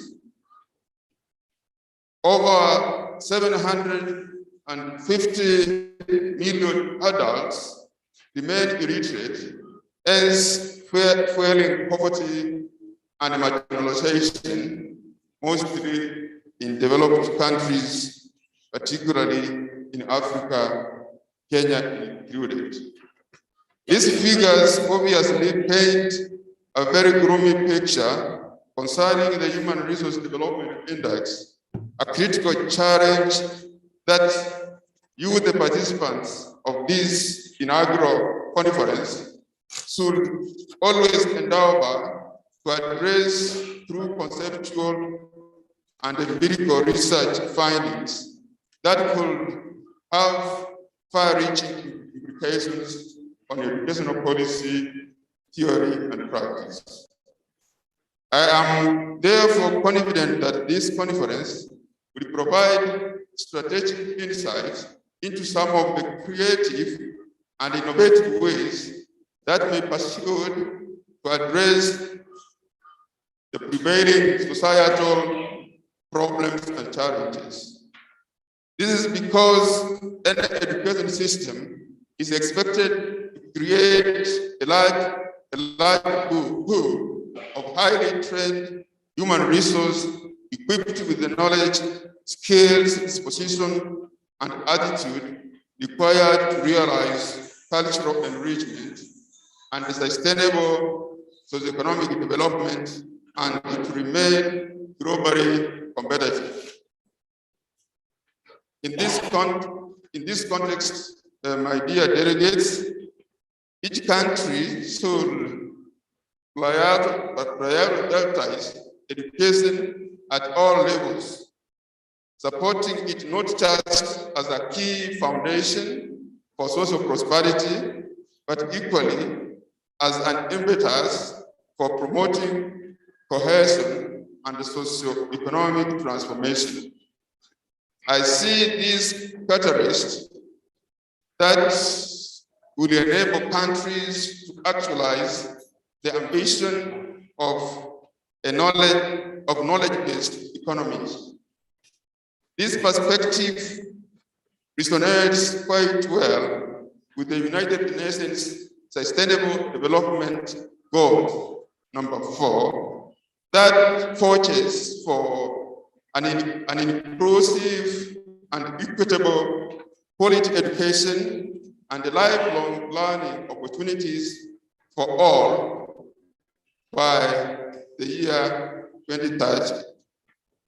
It also corroborates the African Union Agenda 2063 that advocates for revitalizing the teaching profession to ensure quality and relevance at all levels of learning.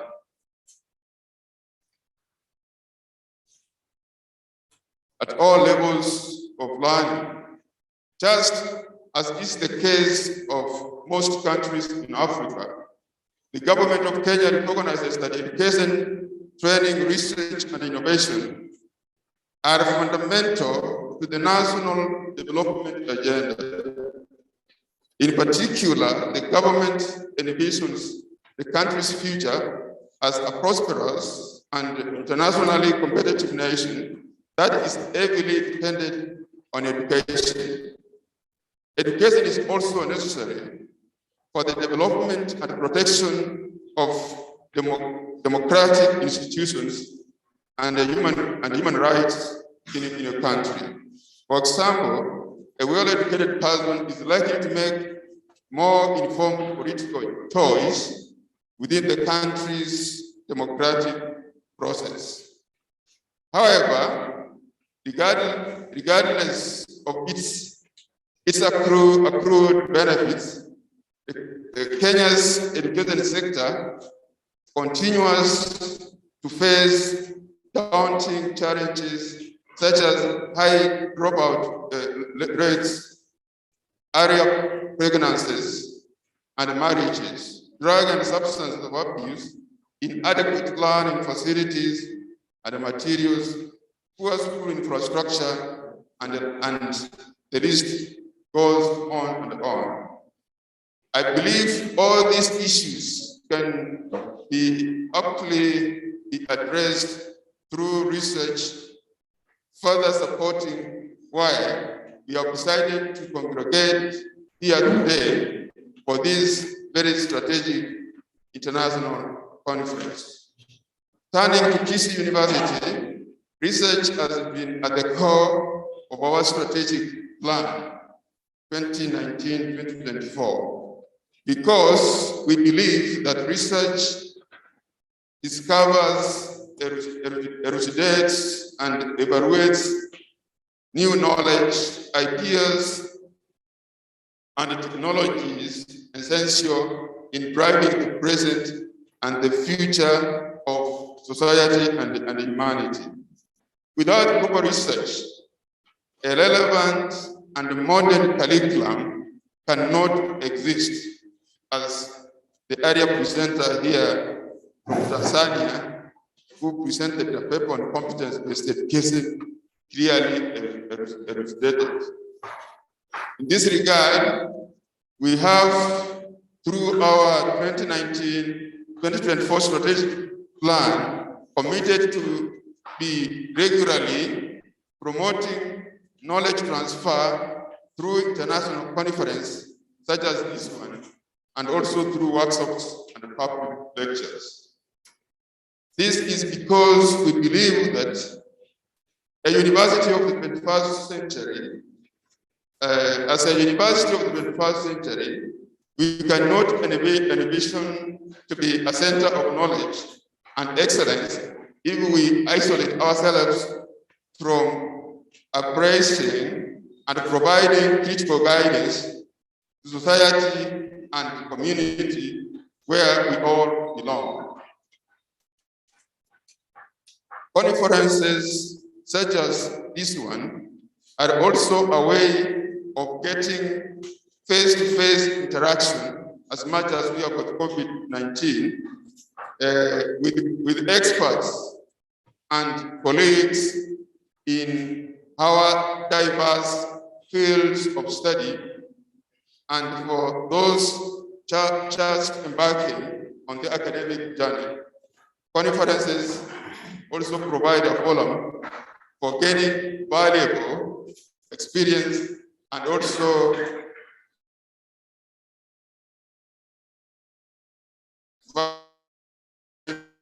I hope that at this conference, all of us are going to gain extensively in terms of knowledge, skills, and competences, sharing and transfer that can positively transform our society and the world at large. In this regard, I'm quite confident that we are going to come up with clear policy-related recommendations on how our research findings that covers several thematic areas can be aligned to address emerging complex socioeconomic challenges. For example, what was presented here, the implementation of competence-based education, which has already started confronting daunting challenges in terms of training of human resources and in terms of resources and other daunting complex issues. My dear delegates present here physically and those who are watching on us participating globally through virtual, I want to say that last but not least, I want to sincerely thank the conference organizing committee for their commitment and hard work to ensure we have a successful inaugural international conference for the School of Education and the Human Resource Development. I wish you all productive engagement and the preparations as we continue with this very important and strategic conference. Thank you very much, and may God bless our country, Kenya, and may also God bless our university, Kisii University. Thank you, thank you. Thank you, dear delegates, for giving me an hearing, and I trust that this conference is going to be transformative in nature, particularly in the issues concerning our education systems, not only in Kenya here, but in Africa and the world at large.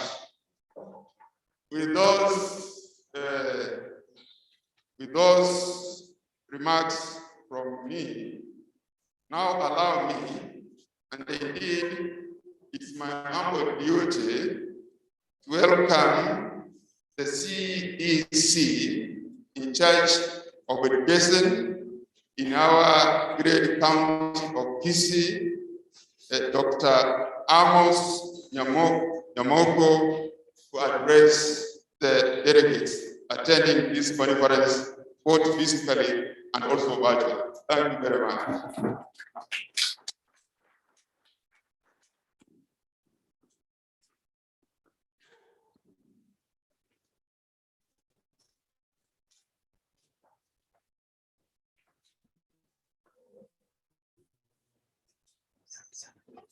Thank you, Vice Chancellor, Professor Kama, the guest of honor, Professor Chacha, Naigot Chacha, the Vice Chancellor of this University, Professor Kama, invited guests, the representative of the DVC, the Dean of Schools around, the chairperson of the organizing committee, Dr. Pacho, and the entire committee, the sponsors, presenters, scholars, and academia, ladies and gentlemen. I am pleased to join you in the opening ceremony of Kisii University School of Education's Inaugural International Conference 2021, themed Repositioning Education in Changing Times. Allow me to start by congratulating Kisii University and indeed the School of Education for not only organizing a conference during these challenging times, but also for selecting a theme that resonates very well with the challenges the world is grappling with today. Ladies and gentlemen, globally, the education environment has been characterized by pandemics, technological innovations, social, economic, legal, and health issues, which call for tuning of our curriculum and pedagogies to respond to the challenges facing the world today. For instance, when a pandemic strikes, it is the education sector that becomes the first casualty, as evidenced by closure of the schools worldwide when the COVID-19 struck. Parents were encouraged to leverage on technology to ensure children continue learning. Companies in the ICT industry became important players in the education sector, and learners had to adopt to the new way of learning. Universities were not left behind, as teaching and education was literally repositioned from the classrooms to lecture halls, from the lecture halls and theaters to homes, and technology became the most preferred medium of learning. Lecturers and teachers, some of whom may not have been so savvy but preferred the traditional modes of delivery, had no option but embraced and integrated technology in teaching and research, just because of the pandemic. Ladies and gentlemen, it is my submission that education, being a basic human right, should not be interrupted whatsoever, whether by a pandemic, a shift in technology, socio-economic situations, or even health considerations. It's incumbent upon policymakers, institutions of learning, and indeed researchers to quickly find ways to adapt to the changing times and reposition accordingly in curriculum development, delivery, assessment, evaluation, and even supervision. As centers of excellence in research and teaching, universities have a moral, statutory, and fiduciary responsibility to provide solutions to challenges facing education in the wake of a rapidly changing global environment. They have to be swift and seize all moments, because it is in uncertainty that opportunities hide. The introduction of the competency-based curriculum in Kenya did not come without resistance from stakeholders due to fear of the unknown. With time, ladies and gentlemen, we are witnessing a growing number of stakeholders supporting the curriculum. I have had mamas from the mothers supporting and hailing the demands from teachers, requiring that the fathers should also participate in helping learners do their homework. And that makes them come home early, I guess. I've also had complaints from the Miss parents demanding that learning should happen in school, and is strictly an affair involving the learner and the teacher.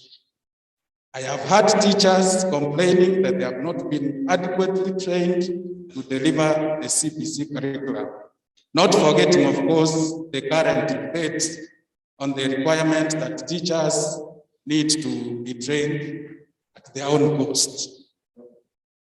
Ladies and gentlemen, I have not heard so loudly universities come out on this matter. This university today has earned my respect by including CBC as one of the sub-themes in this international conference.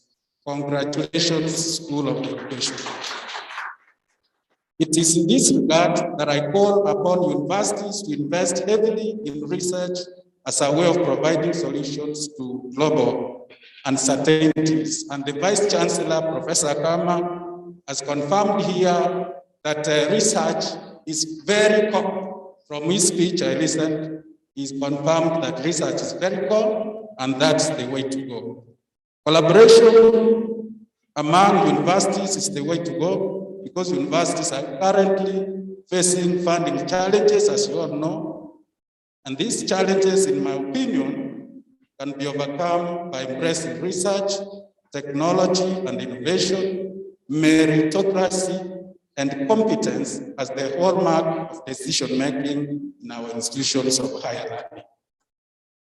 Fully cognizant of the financial challenges facing universities today, it is very crucial that institutions of higher learning tap into current and future technological innovations, which are likely to expand opportunities for scholars and faculty. Collaborations with universities across the globe in this regard will ensure professional development and sharing of best practices in university education around the world. Participants, I look forward to very exciting discussions, presentations, and submissions, which will undoubtedly help to inform decision-making and policy in our country and the entire world. As I conclude, as a county government, we take pride in Kisii University. We have a very good university here in this part of the country, which is now leading in many ways. Notably, the School of Law, which has earned itself recognition the global. The graduates from this university, from the School of Law, are doing very, very, very well out there, worldwide, and as a county government, we are very proud about that. The School of Education and Agile Development is undoubtedly the most populous, I guess, in this university, and this conference, therefore, will surely go a long way for providing answers to the difficulties facing education in the changing times. Congratulations once more for this conference, and as a county government, we will continue to support and collaborate with the university as we are currently doing, especially with the School of Health Sciences and many other things. With those few remarks, I thank you very sincerely for listening to me, and congratulations, Professor Kama, and your School of Education and Human Resources Development. Thank you very much.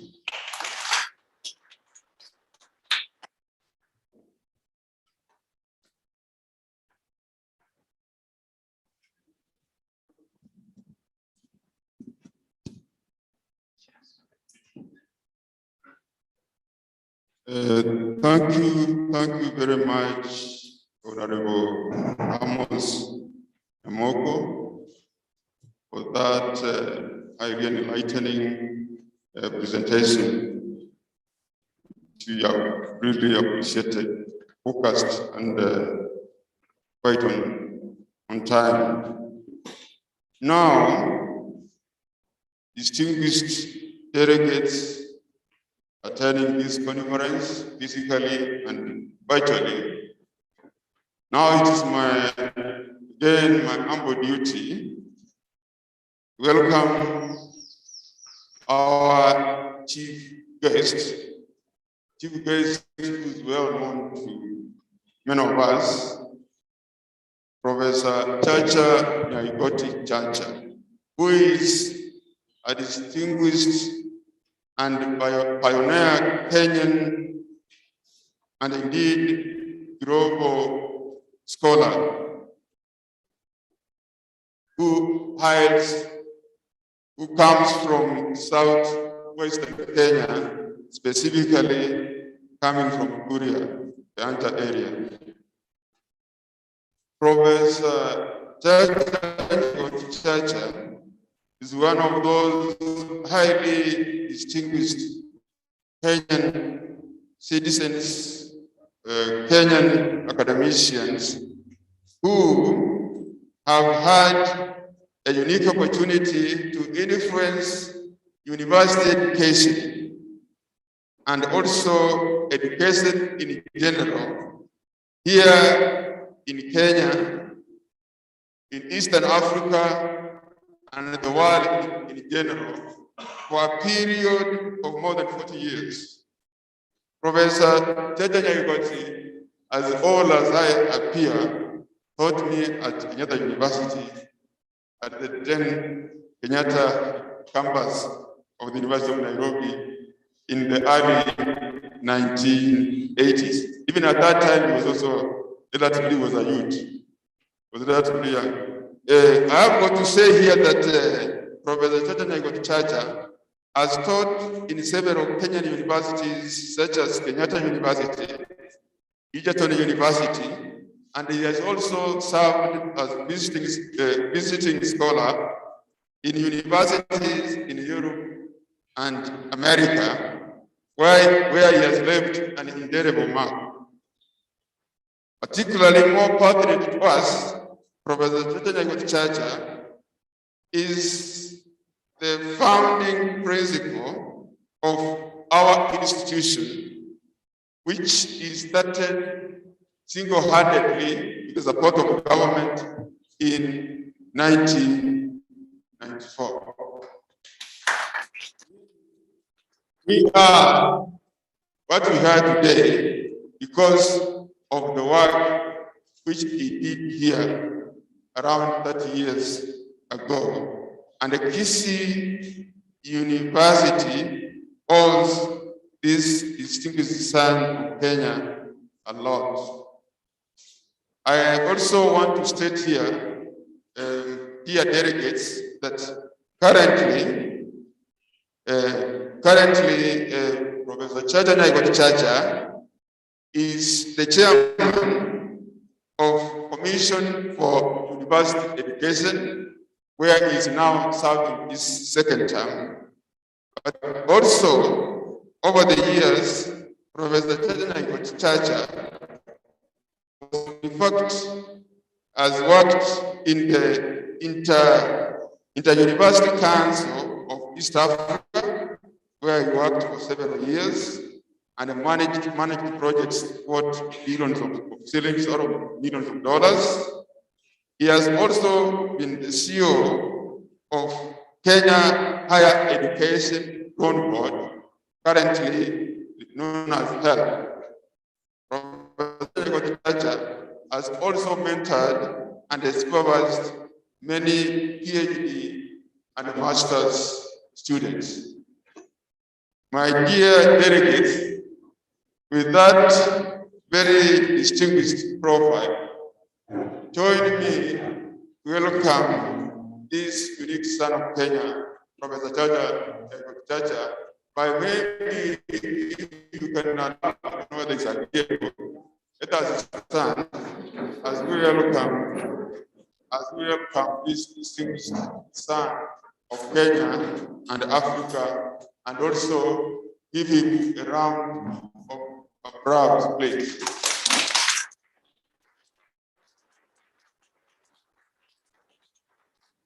Welcome.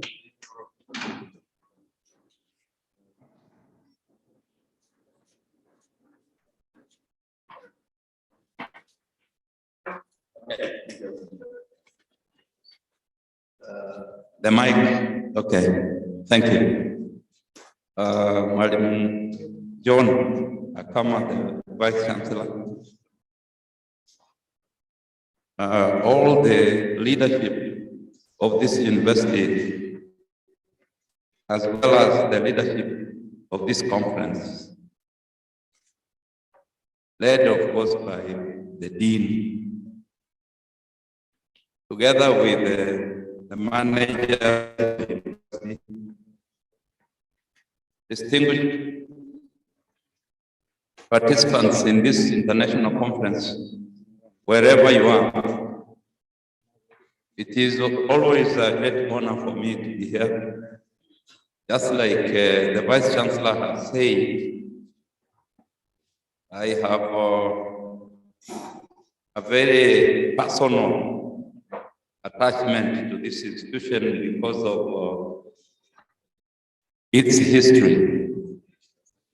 When I came here, the idea of this institution turning into a university was a remote idea.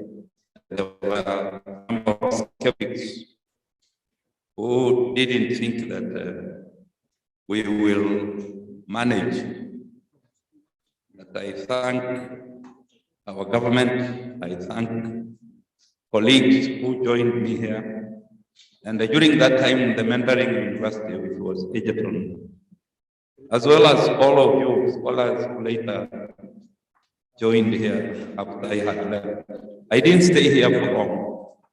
Usually, I complain sometimes that I am a victim of that idea of kicking people upstairs. And each time I thought I was going to consolidate and settle, I found an urge or some drive to move forward and go to another place. I am going to speak to you today on the subject that you are engaged in here. that is repositioning education in the changing times. The faculties of education worldwide, together with those of theology, were the beginning of knowledge creation. And each time we people in education engage ourselves in an endeavor to rediscover ourselves and reposition ourselves, it is just a statement to underscore what it is that human beings have always been involved in, right from, for those of you who believe in the Bible, right from Adam and Eve, when they were created and they explored, then they committed sin. Because that knowledge, that's how you learn. The philosophers in education have told us that the reason why education is very important is because it gives us the power and the knowledge to manage our environment and circumstances. And we move forward with life because we have learned. Otherwise, when you don't learn, you can't. We have had several stories about socialization process. But we also know that education must always be interactive.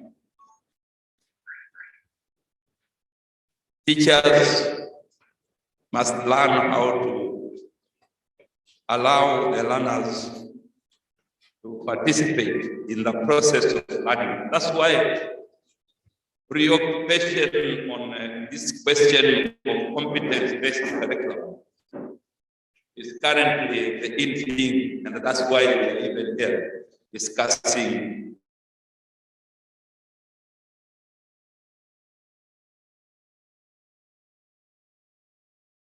reforms are imperatives that must always be addressed by those of you who are involved in education, because society is dynamic, changes from time to time, and in the process of changing, we have to incorporate new skills. And without preparation, I've seen the papers which were being given, talking about some of the basics that are required by human resource capital, etc., etc. The new knowledge and skills must be purposeful. They must focus on the individual being prepared to fit in the society. Some of you scholars have called it the preparation of an individual human being fit in the world of work. But some people forgot and thought that you can just be trained once, then you fit the world of work. That's where education is coming in and saying, no, we are involved in a lifelong kind of endeavor. We continue examining what it is that people are learning now. And as we examine, we try to see where there are challenges. And that there are challenges indeed. For university education or higher education, we have had some interrogations.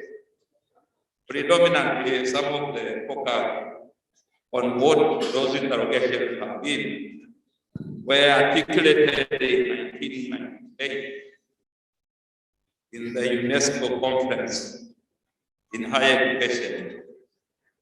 During that time, a number of issues were addressed, and I think they are still I would like to highlight some of them and try to see how they are mitigated, or how they feed into the challenges that are now going or be confronted by all of you who are involved in this. That time, I think, we talked about access, and there are some of us, like myself, I was in that meeting, who were concerned at that time with access, people yearning, aspiring.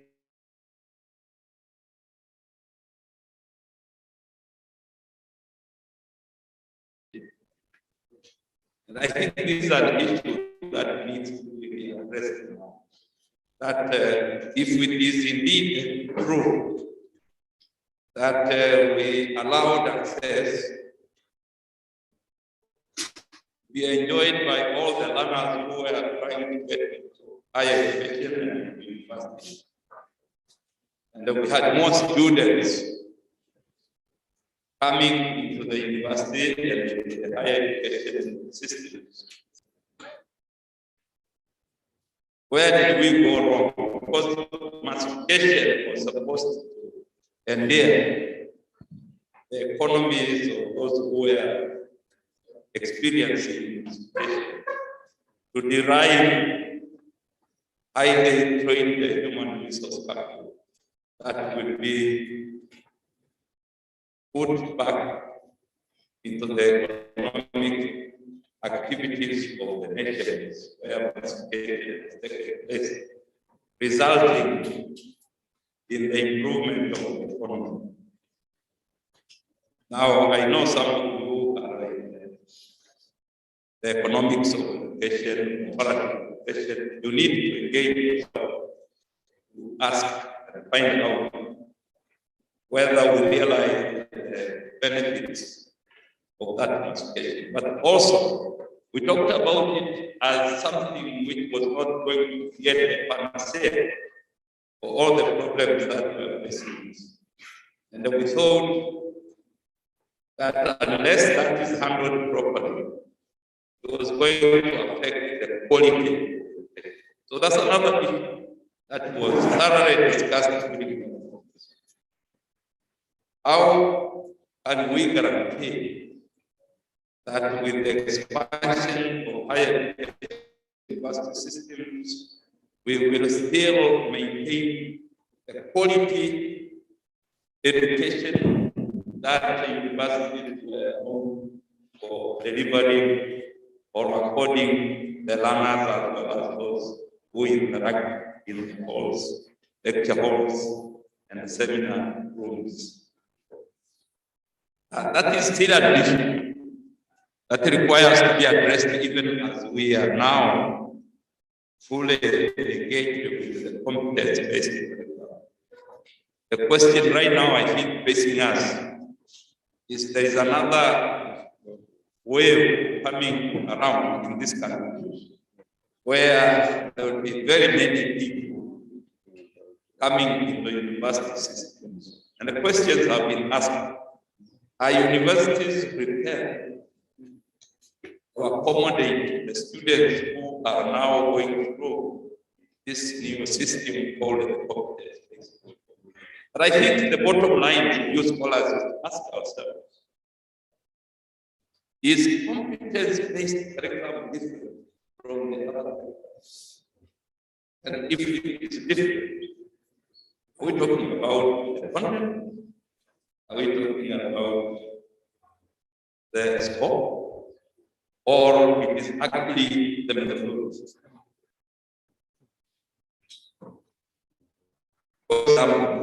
I'm assuming that students will still need to learn by Socrates' theory in mathematics, the thermodynamics, the sheria za kutunga mashairi, syntax and grammatical conjugations. Is competence-based going to expose the students at the university level to different levels, different kinds of knowledge? But it has also come to our realization that during that same conference of 1998, we talked about the challenges of funding. And it was realized that if we aspiring indeed to accommodate very many students in universities, then universities will be overstretched as far as the financial resources are concerned, and even the infrastructural resources. So the question now is, each time a country thinks about changing its curriculum, trend that we are going through now in Kenya, we ask so many questions, but I think it is the preparation that we don't usually focus on. When I was a student in my early undergraduate years, I used to be very dynamic programs in education for learning. I don't know whether you think that, but I think it is important to ask ourselves what was meant to be realized by focusing on education of learning as a discipline. Do we still engage in it? And if we do, what was the role of the educational planners in universities as well as in governments? Because in governments, they also have to join hands with those who are in economic planning, social, cultural planning, the planners, so that preparation can be adequate to face the challenges, some of which we are now experiencing.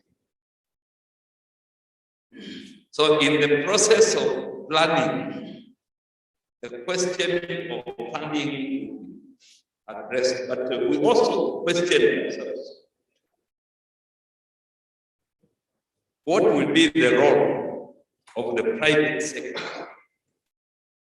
in this process of educational growth and development?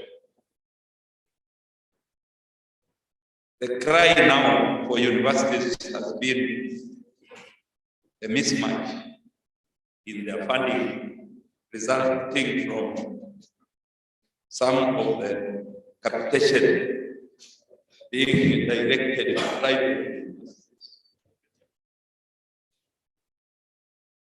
So we are going to be prepared to accommodate students who are coming from competence-based. We still have to grapple with the challenges of what role private institutions will play. And if it's only private institutions taking money from the public, how about engaging the private sector in putting money in the university? We have been talking about this for a long time, but we don't seem to be having a formula of how to condition the industrial people, the business people, the private entities to participate in the development of university education, higher education, by investing their resources in the university.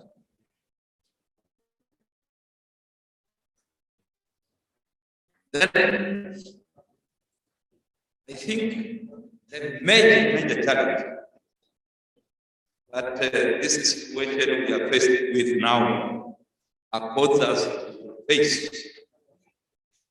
is one on human resource capital.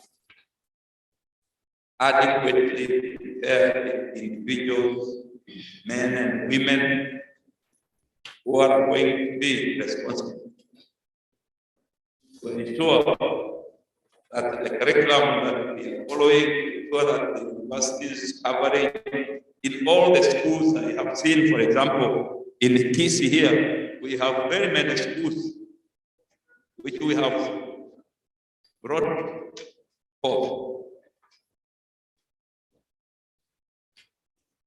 Who will be working here? We have them already. If we don't, what is our strategy to prepare? Because I think for me, what I can share with you as far as the challenge is concerned now is that the future students will be going where there will be capacity, quality education, adequately prepared, develop human resources in all spheres. But we didn't stop there. We talked about infrastructure, the facilities in the university systems, if they are overstretched. And for us now to ask ourselves, seated here, 10 years from now, the infrastructure, perhaps we will still be grappling with the idea. Thank God there is a building here named after me, which is an ICT building. And I believe that it has made a difference with the facilities there. But ICT needs to be everywhere in the university. So infrastructure, the buildings, the resources, etc., etc. But I want to try and then highlight some other areas that we talked about. Universities are not universities without students. So the challenges that we are going to be grappling with the continuously challenges which have something to do with student affairs. We will need to be concerned about boarding and lodging for students, whether it is the university providing those facilities or the neighborhood. Because I think with the growth of expansion, it is not reasonable for us to expect that the universities will be providing accommodation facilities on their own. But it will be important for them to know what type of accommodation facilities are in the neighborhood. So I think you need the last point at this point, then I'll go to the next tier of my argument, is that as you worry about competence-based, about the type of curriculum, you need to worry about internationalization. Because I think that's where the quality of education comes. That the kind of students who will be produced in the educational system in this country, all the way, how will they be relating with the students who are produced elsewhere in the world? So those of you in education, those who are doing foundations of education, those of education, I think focus on comparative education so that you are able to understand what other countries are doing. This presenter who mentioned here about the competence-based curriculum in Tanzania that they started several years ago indicates that they have faced challenges. And therefore, as we grapple with our fear, we need then to ask ourselves, can we understand what challenges other countries have faced and what we ourselves will try to avoid, and how, through the internationalization of our curriculum, of our faculty, of our people, we can relate with others to understand generally what we are supposed to do. I have a few questions here, which we must discuss. I think the university system right now is faced with a number of challenges. So we needed to rationalize. That's our next step, rationalization, consolidation. Of course, there was a time for expansion, and I think some of you who are Christians will know mahali wanasema na wakati wa kutafiti, na wakati wa kukusanya na wakati wa kugawanya.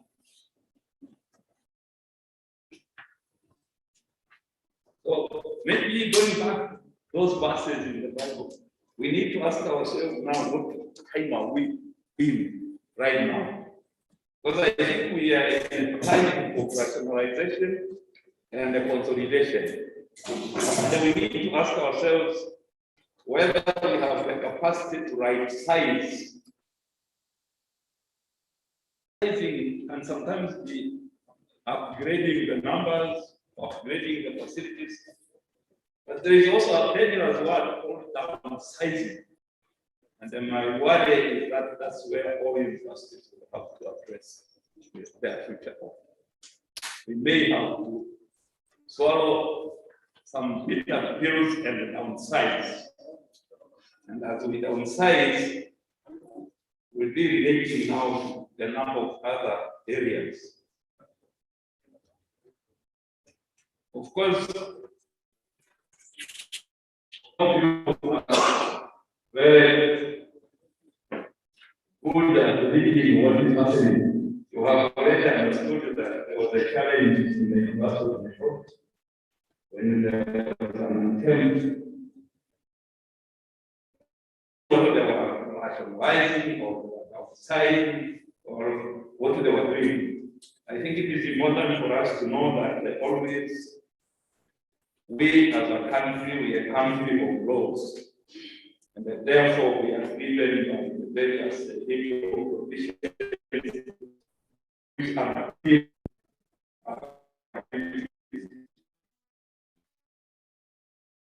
so the question then that Professor Kama will have to continue worrying about are universities in this country autonomous? Are universities in other countries autonomous? What is autonomy? When it comes to grappling with some of these things I have tried to highlight. And for the future, who will fund the universities? Since it appears to me that for public universities, we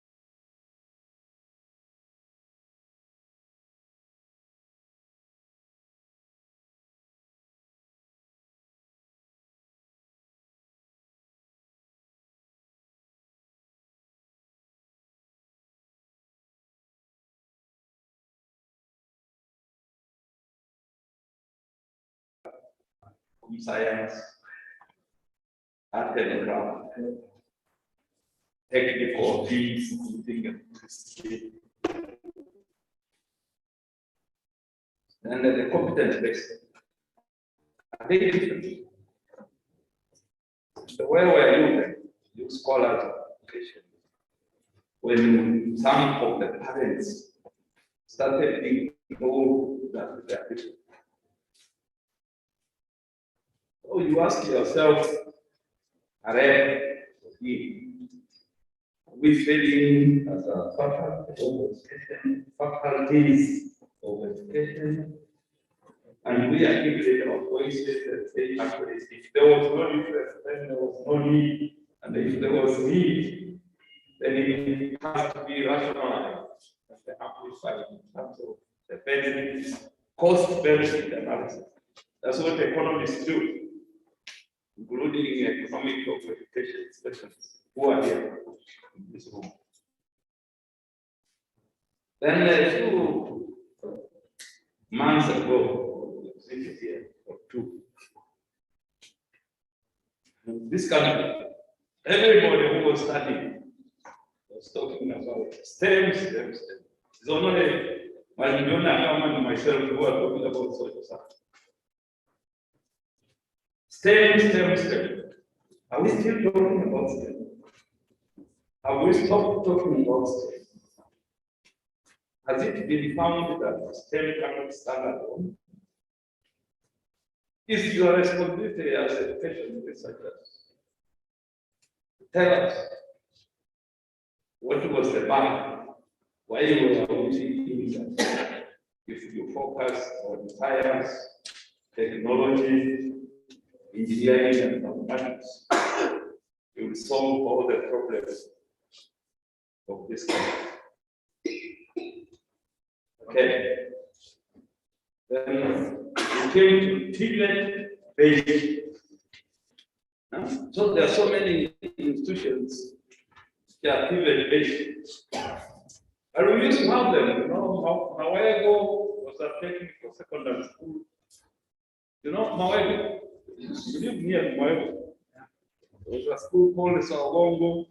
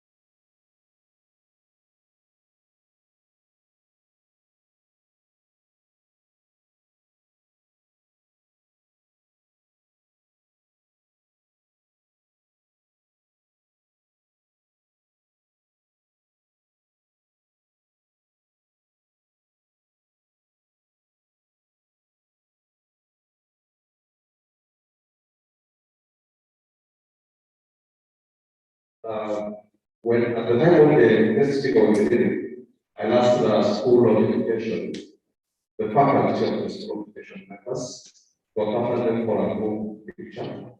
We are now moving to the next session where we have our guest speaker who is also waiting. And I want to thank you so much for coming.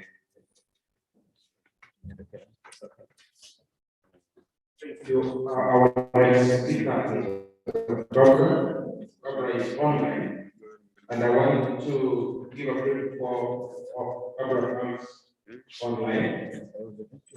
Yes, Dr. Barbara, you will be coming on just briefly. Dr. Barbara is a leader in education in Center for International Education, University of Sussex. I started at teaching six the intersection of the social sciences with contemporary colonial and colonial studies. It reflects a sociological concern for the intersection of education and society, including how education provides particular sections of identities and the magazines marginalizes others. It attends closely to the structure of difference that contribute to exclusion, marginalization, and the intersection of gender, sexuality, class, ethnicity, race, religion, nation, or age in such a process. Informed by post-colonial studies, this research engages critically with the fields of international education and development, how this continues to be informed by modern neocolonial environments. Our recent and ongoing research is focused on youth in sub-Saharan Africa and explore the intersection of education and gender for rural youth in different SSC contexts. Other important research conducted within the Center for International Education has explored the intersection of nation, religion, ethnicity, and gender to youth institution identity in different contexts of the global south, including a range of contexts in sub-Saharan Africa. A field that is currently of high concern, given the valorization of global citizenship within the Sustainable Development Goals. Dr. Crosser has conducted both qualitative and mixed methods research and draws on feminist, post-colonial, and post-structural and post-colonial theories to explore issues of power, identity, formation in education and society. Dr. Crosser, welcome. Thank you so much for that introduction. And can I say, first of all, how delighted I am to be with you. It's a real honor to be invited and to speak to you from Brighton in the UK as part of the Centre for International Education at the University of Sussex. I am going to share my screen and take you through my presentation and something about my research. So my presentation today is focused on gender, education and citizenship, repositioning women's work. Yeah.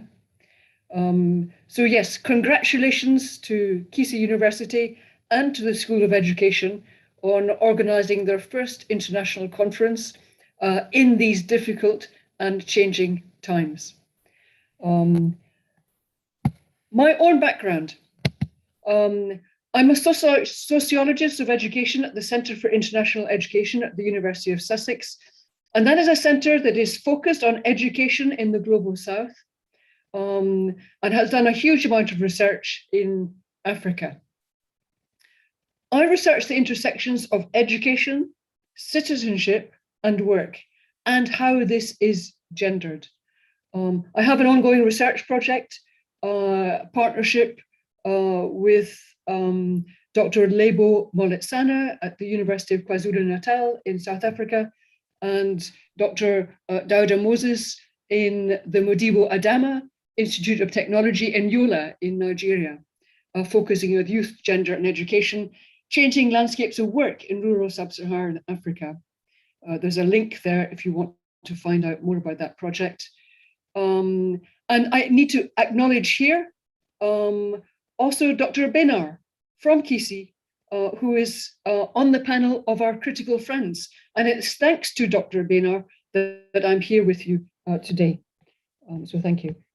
So turning to this question of education, work, and citizenship. Education is often considered in terms of schooling and the acquisition of skills and knowledge. But also state education is key in the production of particular citizen identities. Education is key in producing a collective sense of the nation. It's key in creating a commitment as a citizen to a shared set of national ideals, and in producing a workforce, of course, that can contribute to national development. So you might visualize this relationship for education, citizenship, and work as centering on developing productive citizens. So questions about that? Yeah. A focus on the workforce often foregrounds employment, salaried work, productive labor done outside the home. But essential to the functioning of any economy is reproductive labor, which is done in the home. This is gendered. Yeah. Western ideals of citizenship assume that it was men who worked outside the home. Women's place was in the home. Yeah. So reproductive domestic work, as I'll show you later, has been and is largely done by women. And this is still mostly unrecognized. Yeah. Now, this means for me, in my own research, that when I'm thinking of developing productive citizenship or citizens and looking at this relationship of education, citizenship, and work, my interest in terms of equalities is very strongly focused on women's work.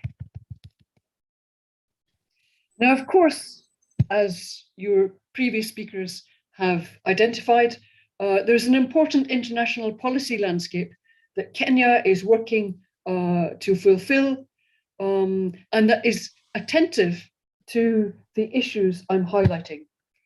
So key sustainable development goals relating to my research are Goal 4, quality education, Goal 5, on gender equality and empowering all women and girls, and Goal 8, promoting sustained and inclusive growth, full and productive employment, and decent work for all.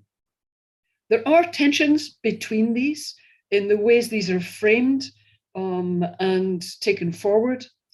But I first want to turn to the question of COVID-19 and what the United Nations has highlighted as the impact of that on progress towards these goals.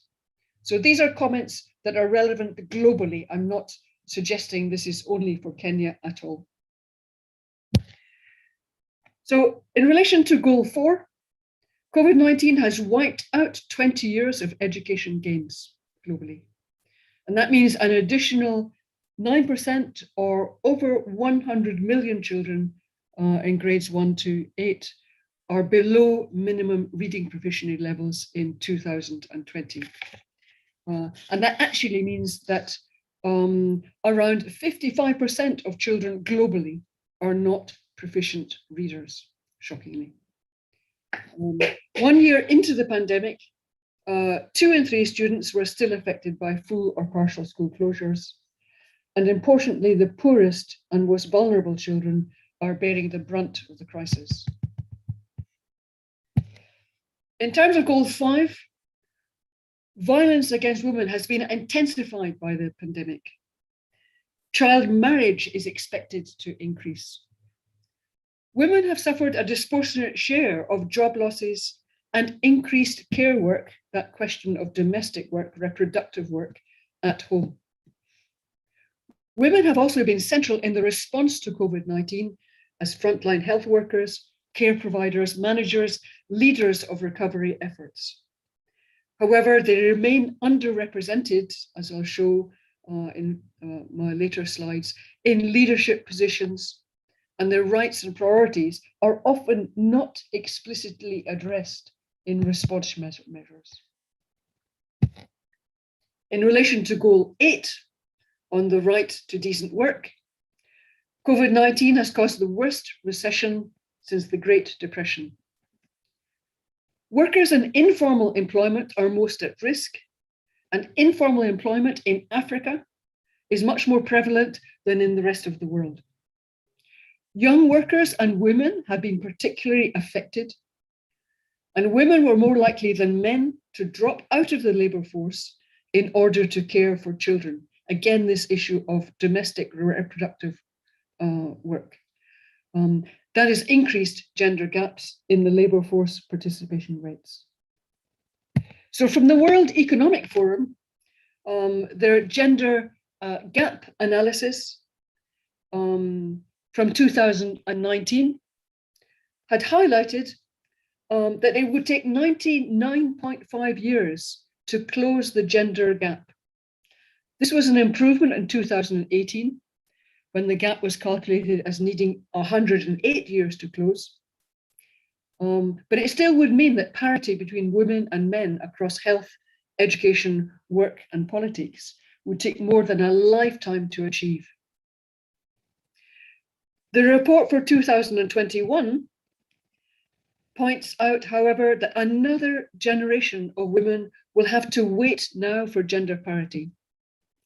The impact of COVID-19 continues to be felt, and closing the gender gap has increased by a generation from 99.5 years to 135.6 years.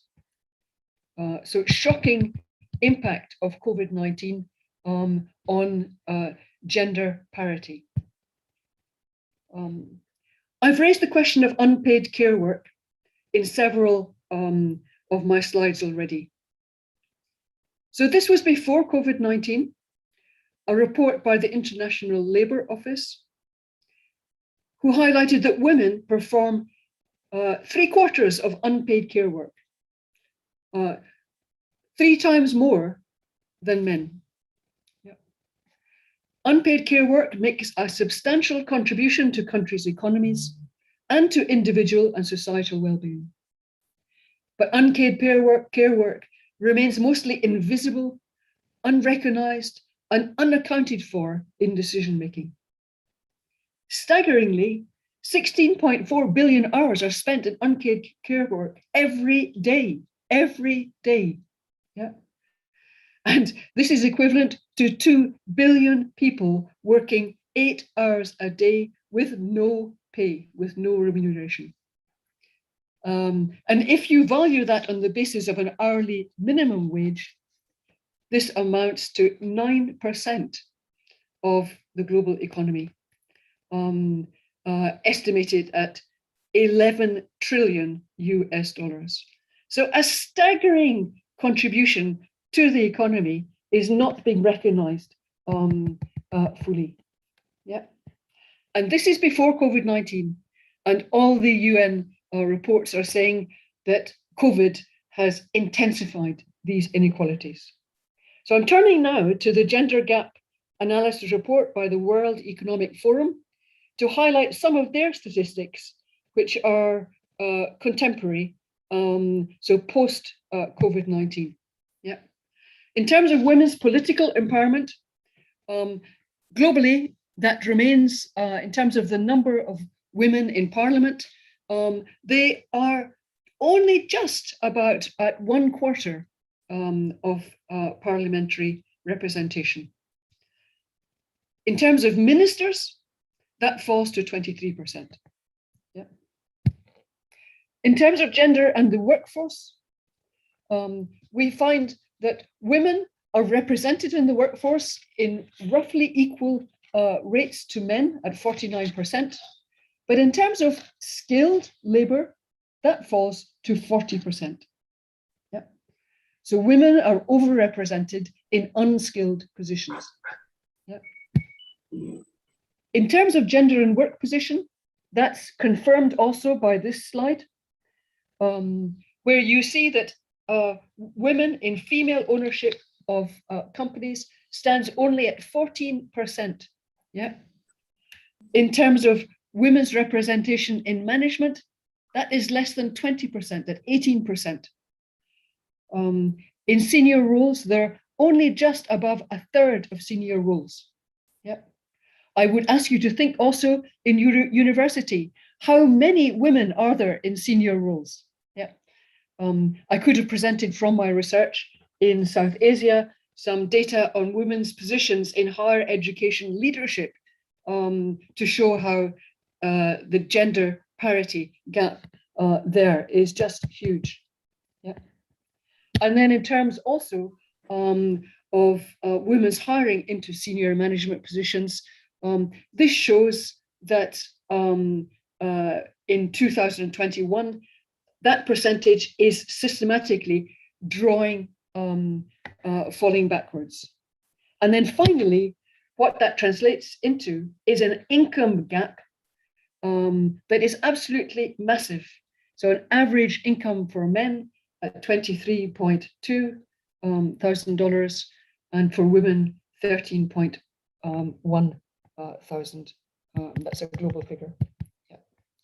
So in terms of my emphasis then on citizenship, let me put up this slide, which shows the ways the World Economic Forum puts together its indicators.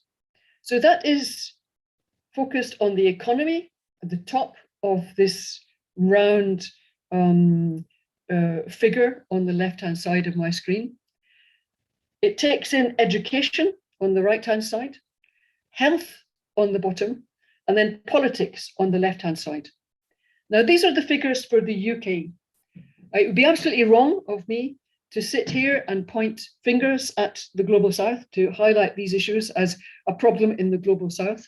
I'm doing the reverse. I'm saying this is a global problem. Here are the figures for the United Kingdom. Now, it shows that in terms of gender parity, the UK has pretty much achieved that in terms of education and in health. But look at the economy and look at politics. If the gender parity gap had been closed for the economy, those lines, that blue color would be up right to the edge of that circle. Yeah, it's not. And for politics, it's miles away from the edge of the circle. So women remain underrepresented in the economy and in politics. So the argument here is that when we're looking at education, we need to think of what kind of education we're providing, what kind of channels are we encouraging women to take up in their life? What are we doing to change these unequal social relations through education? It's not enough to get women into education. We need to think of the kind of education that we're offering and what we're proposing, what kind of gender relations we're proposing. So just for comparison, I do have the figures here for Kenya. So look at the graphic there. And here is for Kenya. You will see, actually, it isn't dramatically different from the UK. The gender parity gap in education is looking almost fulfilled. For health, it's the same. But look at politics and look at the economy. So this provokes me big questions about what kind of education we're providing. Yeah. And again, I'm saying this is a global issue, not one just for Kenya. Yeah. I'm going to speak briefly about some recent research I was involved in. Rural youth employment in sub-Saharan Africa. Just completed this project in conjunction with the Institute for Development Studies at the University of Sussex and partners in many countries, in 4 countries in Africa: Cote d'Ivoire, Ethiopia, Nigeria, and Uganda. I was especially involved in the Nigerian research, where our partners were the International Institute for Tropical Agriculture and the National Root Crops Research Institute in Umudiki. And I just want to highlight some of the research data, qualitative research data from that research to illustrate the kind of arguments I'm making. Yeah. So education is still a question. Access to education is still a big issue in many contexts of Africa. That will not be news to you. But I want to point out how this is gendered. Here we have two quotes from two female participants, where a young woman is speaking about her family not being able to continue to support her in education. There was no money, they couldn't sponsor me. Young males, young men were able to go out to do all kinds of work and subsidize their own education, contribute to their school fees, their school costs. Young women were much more confined and couldn't do that in the same way. Yeah. There were also pressures in the bottom quote to marry. My background has prevented me from going to school. It made me marry early in life. Lack of money made my parents to stop supporting my education beyond secondary school. There were many females who were out of education before completing secondary school. But this impacted more on young women than on young men. Yeah. So education was highly valued in these rural communities, but the opportunities that it could lead to were strongly gendered. And in the first quote here, we find a young woman who was poor, whose parents were farmers but could not get basic subsistence. They didn't always have what to eat, although they tried to give us basic education. When suitors started coming for my hand in marriage, I decided to marry since I was the first child, so that I can help my parents in training my younger ones at least up to secondary school. Here we have a young woman sacrificing her education for the sake of her siblings.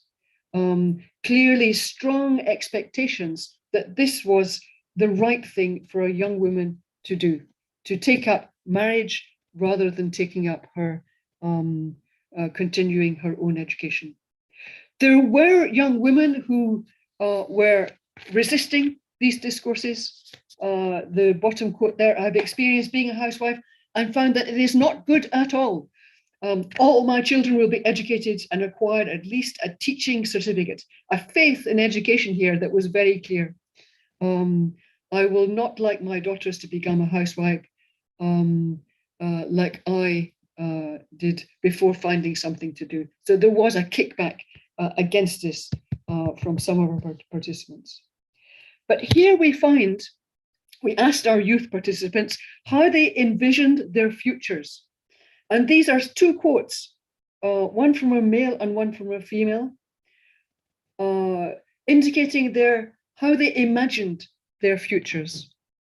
And in the male one, we see he wants to be successful and become a notable personality in the community. I want to build a house, ride in my car, marry a good wife, and she will give birth to good children, and I will train them in school, and they will study what I could not study and be greater than me. You see how women here are being incorporated into what is effectively a sexual economy to do that reproductive labor. Yeah. And then for women, the women themselves, their ideals were also strongly around the idea of a good marriage. I have a husband who is the father of my kids. This was a photograph she was showing us of how she imagined her future. My kids, at least 6, as many as I can take care of and bring up. And here, yeah, the idea is that she will then depend on her children.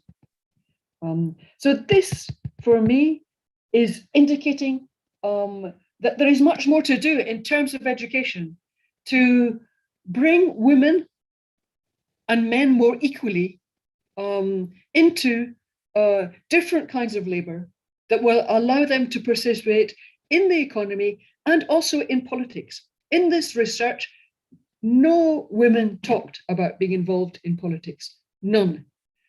Some men did, some young men did, but no women. So my conclusions from this is, in relation to gender, education, and citizenship, repositioning women's work.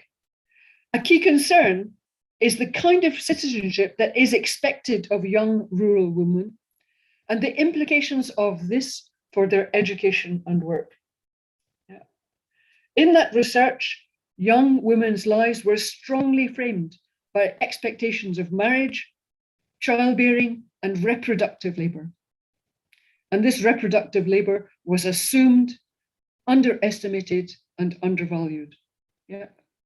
So sometimes we talk about the social contract of citizenship, the relationship between the individual and society, between the individual and their nation. But that social contract for women's citizenship in this research was effectively a sexual contract that assumed women's reproductive labor. And what is really problematic is that this research concluded that the data was gathered in 2019. So COVID-19 will have deepened these unequal relations and compounded the issues that these young women were facing in their societies. So I'm going to end there. I hope that was suitably provocative and encourage you to think about what kind of education we're providing and what it's doing in terms of women's citizenship, young women's citizenship, and how we can attend to these deeply unequal social relations in our societies, not just in Kenya. What I'm really emphasizing is that this is a global issue that countries like the UK have to confront just as much as in Kenya. So thank you very much. I will stop there. My final slide has some of the references that I've used to talk, to refer to in my presentation, if you wanted to follow these up yourself later. And also the top two are publications from the research, if that was interesting. But yes, I will close there. I hope that was interesting. I hope it has some relevance to you. I hope it speaks to you for what you might do in your context close to Kisii. I would have loved to have been with you there today to join in with your presentation, but I really would like to thank you again and all the technical team for making it possible, for inviting me and making it possible for me to be with you today. Thank you so much.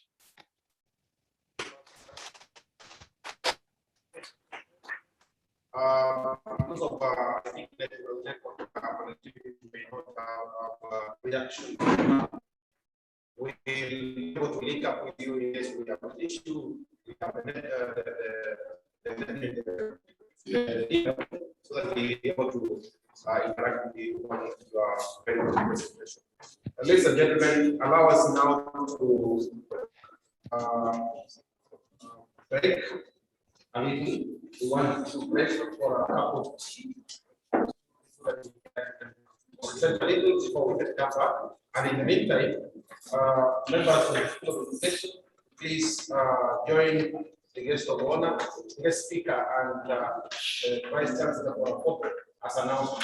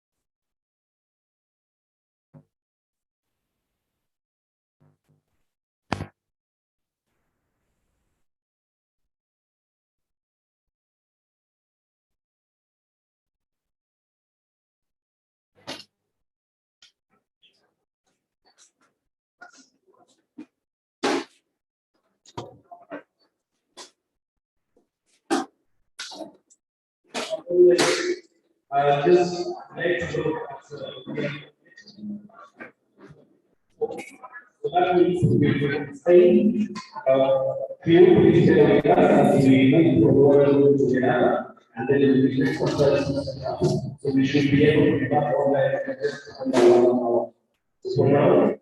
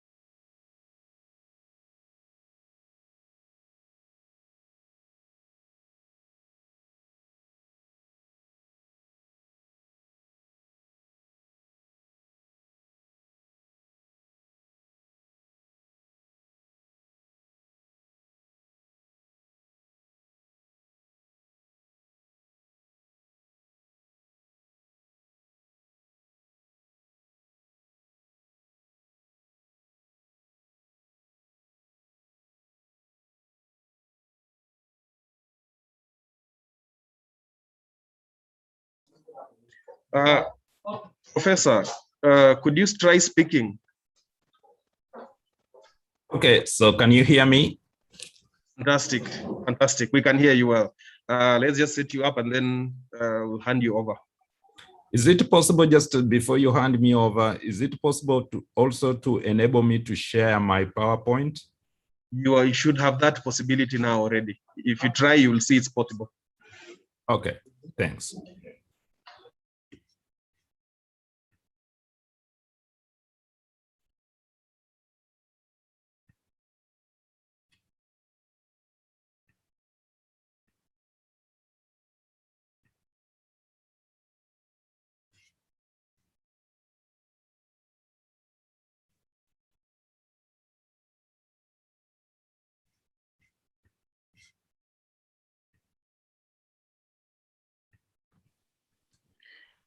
Please, guys from Kisii University, could you kindly be considerate? Some of us, I'm supposed to catch a flight in the next 1 hour, and I've been here for like 2 hours waiting for this presentation. If it's not possible, can I go ahead with my flight?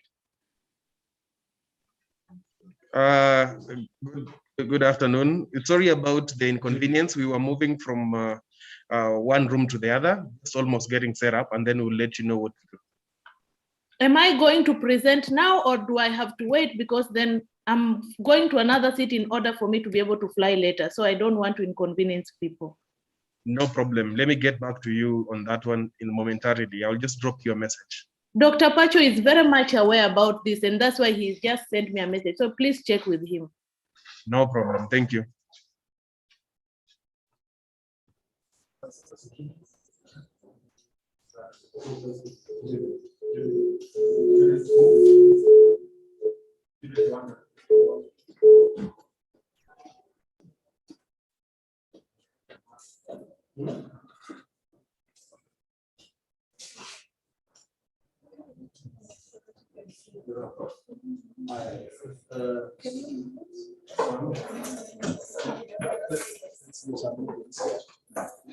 So we have yes.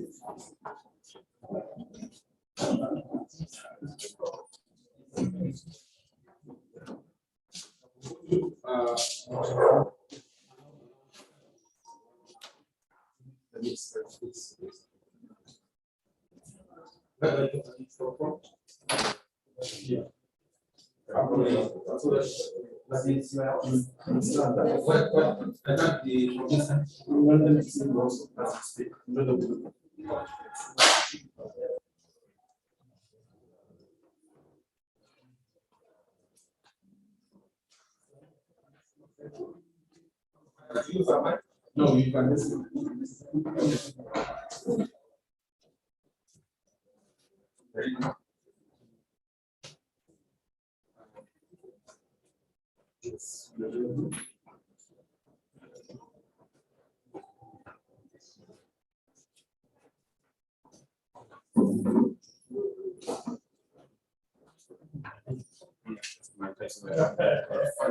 You should.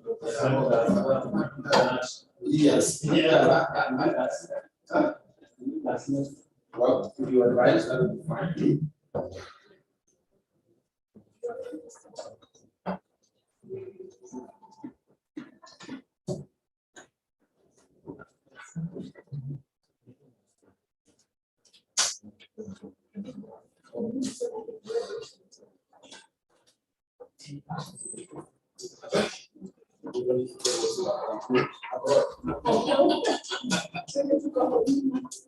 So can we? Okay. Ladies and gentlemen, welcome to this session. We're going to apologize to Dr. Wanda for having got you waiting. But in the next 1 or so minutes, we shall be having Dr. Wanda do a presentation, and hopefully that will be done, Dr. Wanda, before you get back to 5%. Dr. Wanda is presenting on mobile phone use in acculturation of university students of East African origin in Malaysia, a study on interpersonal communication and academic performance.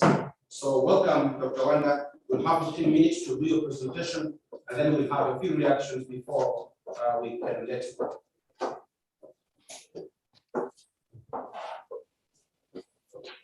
Okay, I'm just going to start. Sorry, guys, I'll be starting off.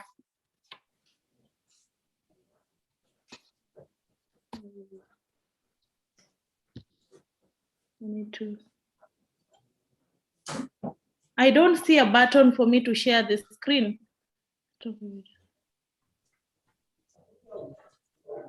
It should be down there, written share the screen. Okay, thank you. Okay. Can you all see my screen?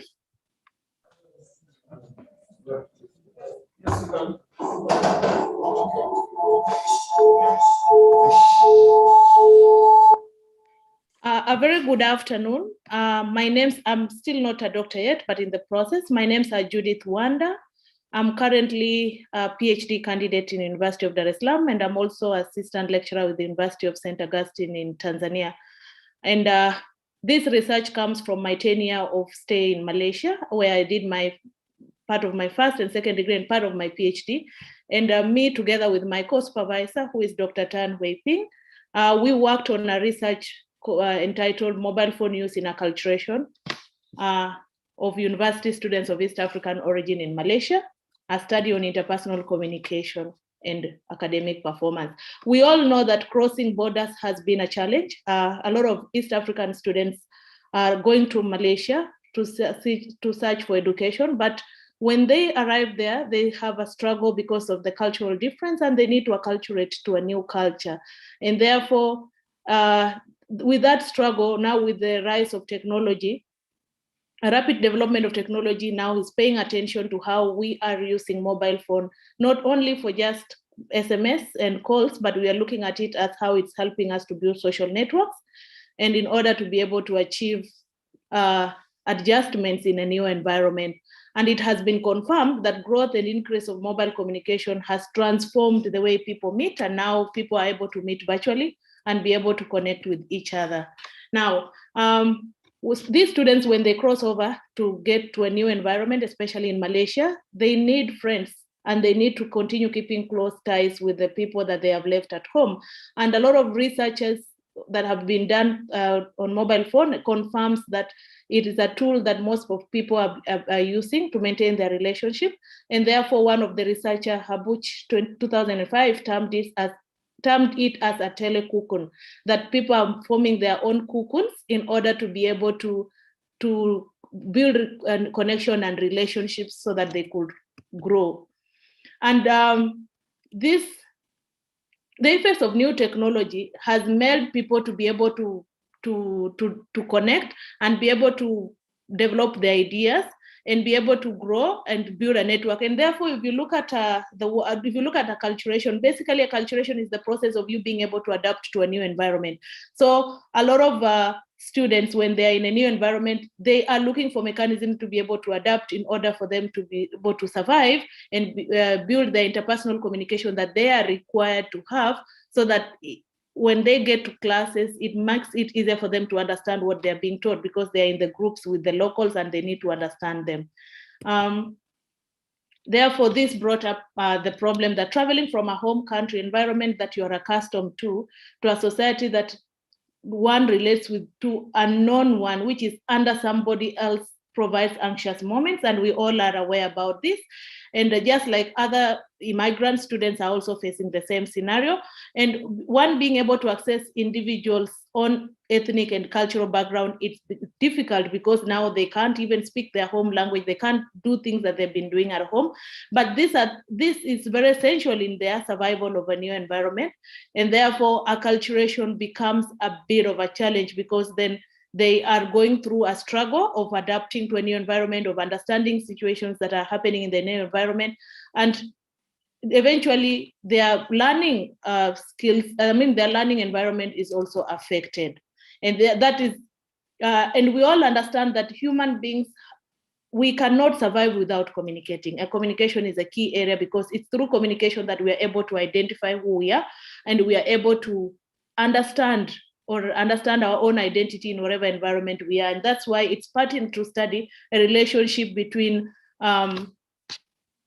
relationship between the impact of mobile phone use for acculturation, interpersonal communication, and to look at how does these two things affect academic performance, because the main goal of these students being abroad is for them to be able to finish their studies and have good results for their future development.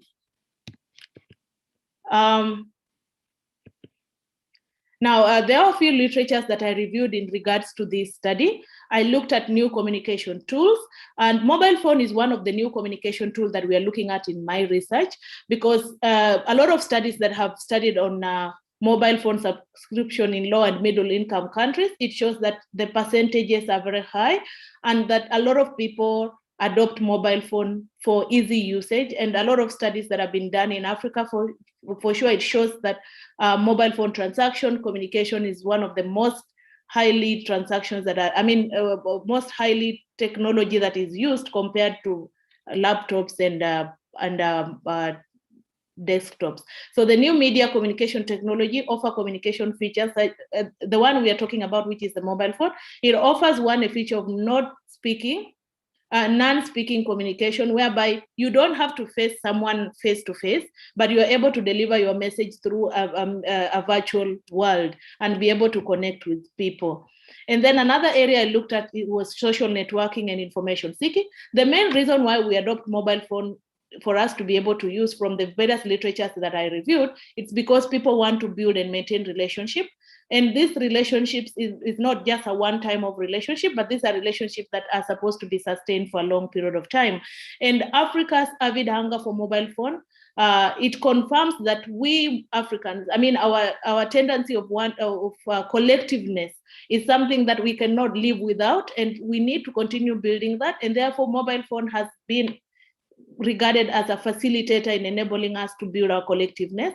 A researcher like Link 2008 said mobile phones offer balance between close sphere of friends, family, and you see when these students go out for their closed sphere, definitely they want to keep these connections tight so that it can help them to be able to share information, to be able to share ideas, and to be able to communicate so that they can feel that sense of comfort that they require in the new environment.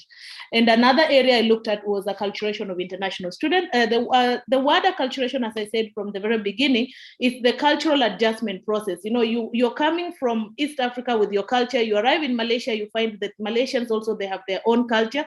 So these students are in the process of readjusting themselves. And you can look at this world of COVID, where now people are even scared meeting other people. So these students are now facing many challenges, such as language barrier, sense of loss when adjusting to a new culture, and a new education system, lack of social support, and worst of it all, alienation from fellow students, because the locals are also not knowing how to relate to them, and they also don't know how to relate to the locals. So all these challenges that they are facing, definitely it's affecting their cultural adjustment. But the process of them adjusting and coping up to the new environment is what we call acculturation.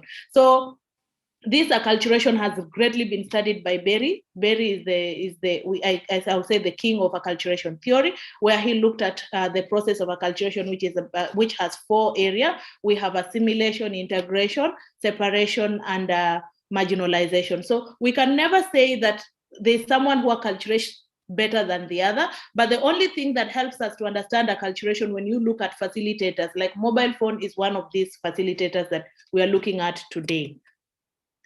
So in my research methodology, my research questions was developed from these 3 theoretical perspectives. That is Ryan Way and Ben Way 2006. I adopted items from their cell phone use and social connectedness research that they did. For interpersonal communication, items were adopted from Rebecca Rubin interpersonal cultural communication competence scale. And I had also to look at users and gratification, because the reason why these students are picking up this mobile phone to use, because is there a certain gratification they're expecting out of it? And these are the gratification we're looking at. How are this gratification helping them to fulfill their interpersonal and therefore their academic performance in class? So these 3 perspectives were combined together in order to be able for me to be able to, for us, I mean, me and my co-supervisor, who is my co-author, for us to be able to work together to come up with our own framework to measure this study. Now, the findings of the study were analyzed by using Pearson correlation. Basically, we are looking at the correlations between interpersonal communication, interaction, academic performance, and mobile phone use in acculturation, because we wanted to see how all these three variables are correlating with each other. And I can say that based on SPSS correlation output for interaction, interpersonal communication, academic performance, and mobile phone use for acculturation, both variables were significantly positive, and they showed a strong relation.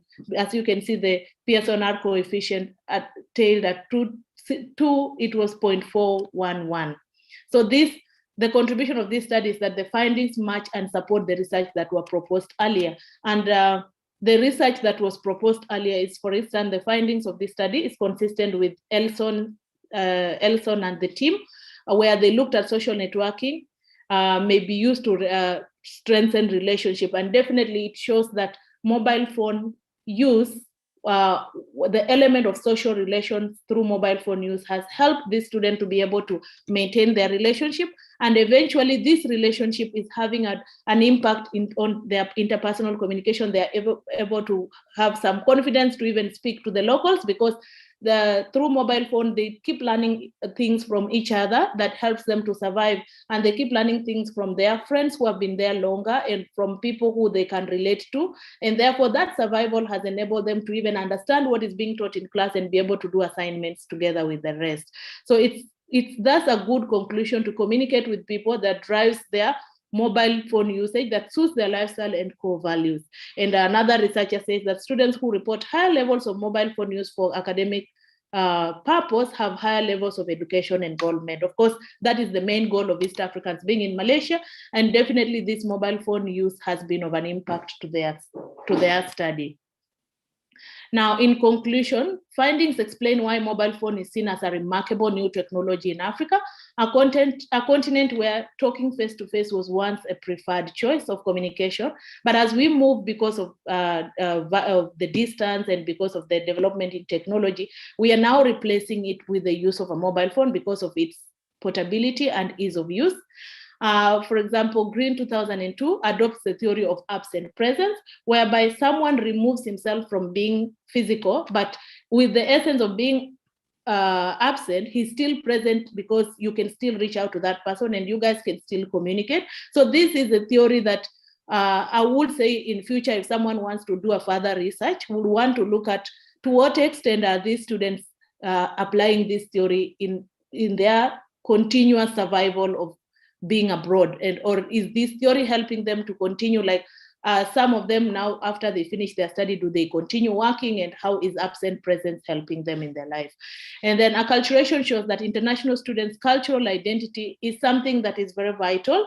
So because these students need to have their own identity in order for them to understand how they're going to be able to communicate with the locals, be able to relate with the others, and then be able to even understand what is being taught in class. So the area of acculturation is something that is an ongoing research. A lot of people are still doing research about it, but it's something that warrants more research, so that we could look at other enablers. Apart from mobile phone, we have local televisions, we have so many other factors that enable these students be able to acculturate to this new environment.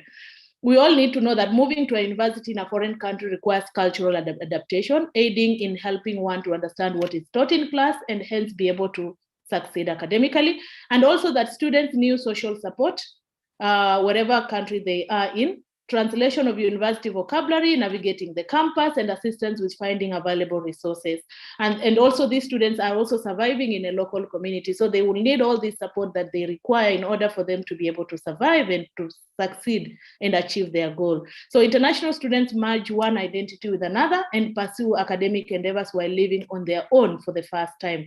So for them being able to transit from their home country to go to a new country and transiting to start a new level of education, it's something that needs a lot of research. And from our study, we can confirm that mobile phone is one of the enabler, and it has helped them in Malaysia to be able to facilitate their interpersonal communication and hence their academic performance. And that brings me to the end of my presentation. Thank you, Judith, for that presentation. Sorry for having given you the title, but you've given us hope that you're going to get the title very soon. Yeah. I want to invite members from those who are listening to either give 1 or 2 reactions before Judith catches a flight. Any reaction from the audience? Yes. You may come this side, so you can ask from there. I can ask from there. Yes. Okay. Thank you, Judith. I have 2 questions to put across. Culturalization involves language. And most of the international students are in a foreign land.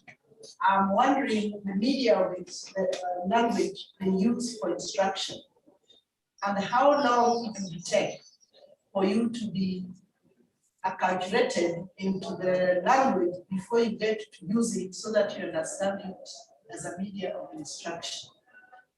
Okay, to answer your question, okay.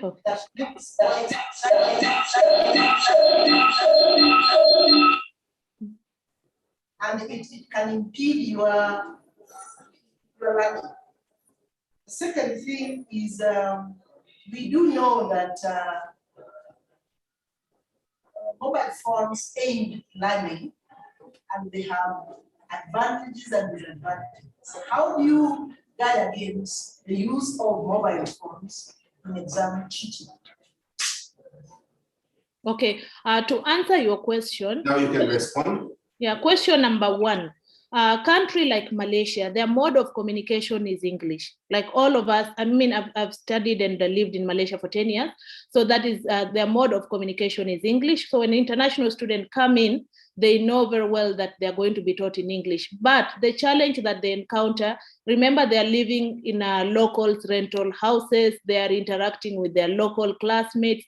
So of course, these local classmates, as much as they might be speaking in English, but their tonation is different. You know, all of us, even in East Africa, all of us, our English, the way we pronounce things is not going to be the same. Some of the people, the way they pronounce words might be difficult for these students to be able to pick up.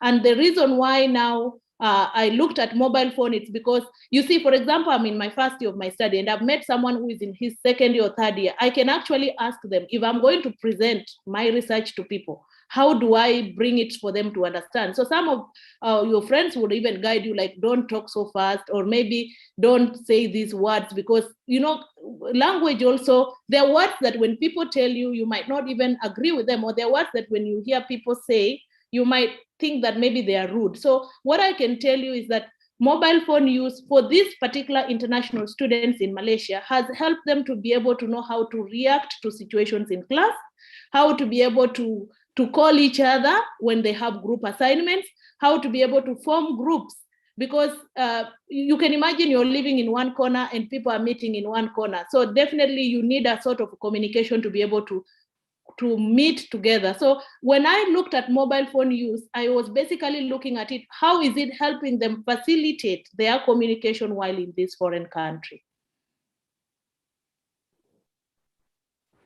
Thank you, Judith. Any other question? Apparently, the presentation was so easy for people to understand. Should we have any reactions, we'll get to you through your inbox, and then we can begin to engage further. Sorry for the delay. No now problem. you catch the next slide. Bye. Okay. Thank you, guys.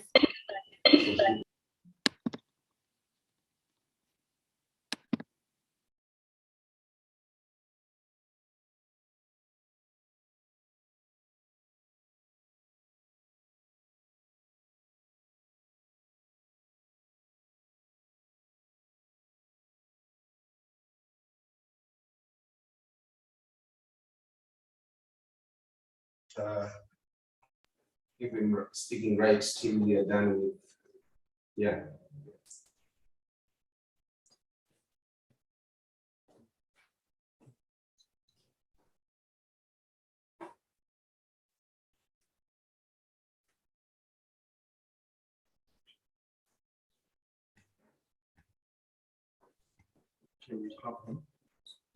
Is that? Yeah. So I can introduce him. Ladies and gentlemen, let's welcome Professor Dr. Resa. Professor Dr. Resa is a professor of disability and equity studies in education. His research interests covers the intersection of disability, culture, and higher education from a transnational perspective. He is currently conducting a study on the education experience of Kenyan college students with disabilities. Some of his recent publications include review of schooling of learners with disability and the manifestation of the hidden curriculum of time in the Journal of Educational Research and Practice.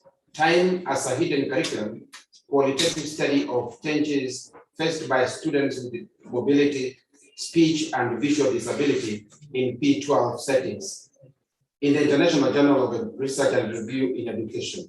The COVID-19 pandemic, its consequences and the recovery, implications, implementation of disaster education and management is key to schooling of children with disabilities in the International Journal of Modern Education Studies.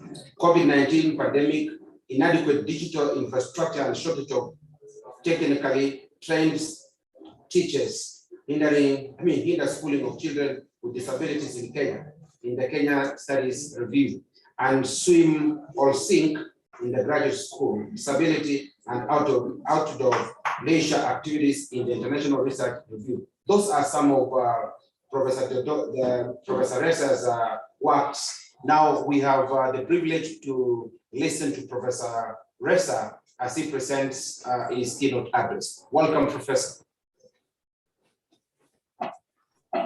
Thank you very much. I hope you can hear me loud and clear. If I can just get an order, okay, that's great. Let me see if I can have my PowerPoint again up. Okay, so there we go. Well, first of all, I want to take this opportunity to thank the Kisii University, specifically the School of Education, for coming up with this conference. This is the first conference from my understanding, and it's just a great honor to be part and parcel of the community at Kisii University.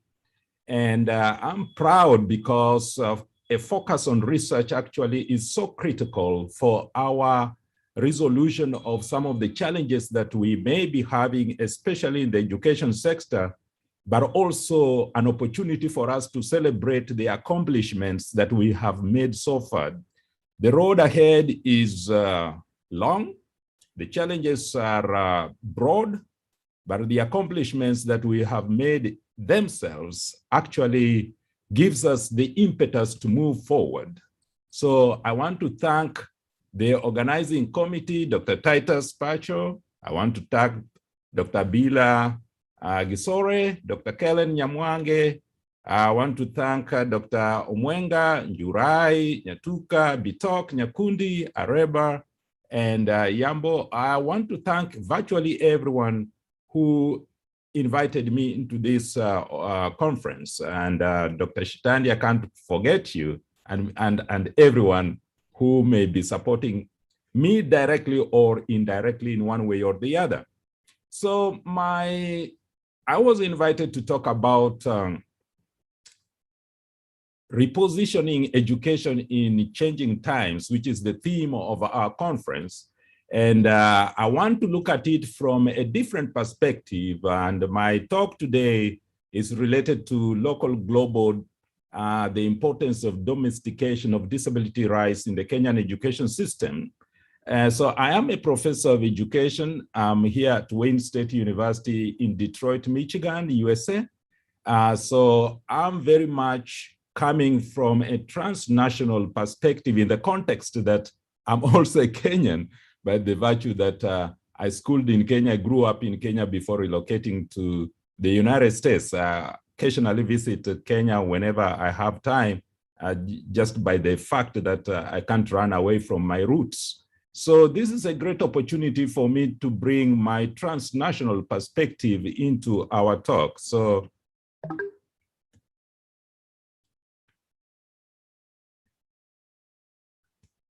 So first of all, I want to be very appreciative of the developments that we've had so far. Since 2003, when the government initiated the universal primary education and then the 2008 free secondary education for a number of reasons, these actually have made us increase in a record number never ever experienced the enrollment of pupils in this level of schooling.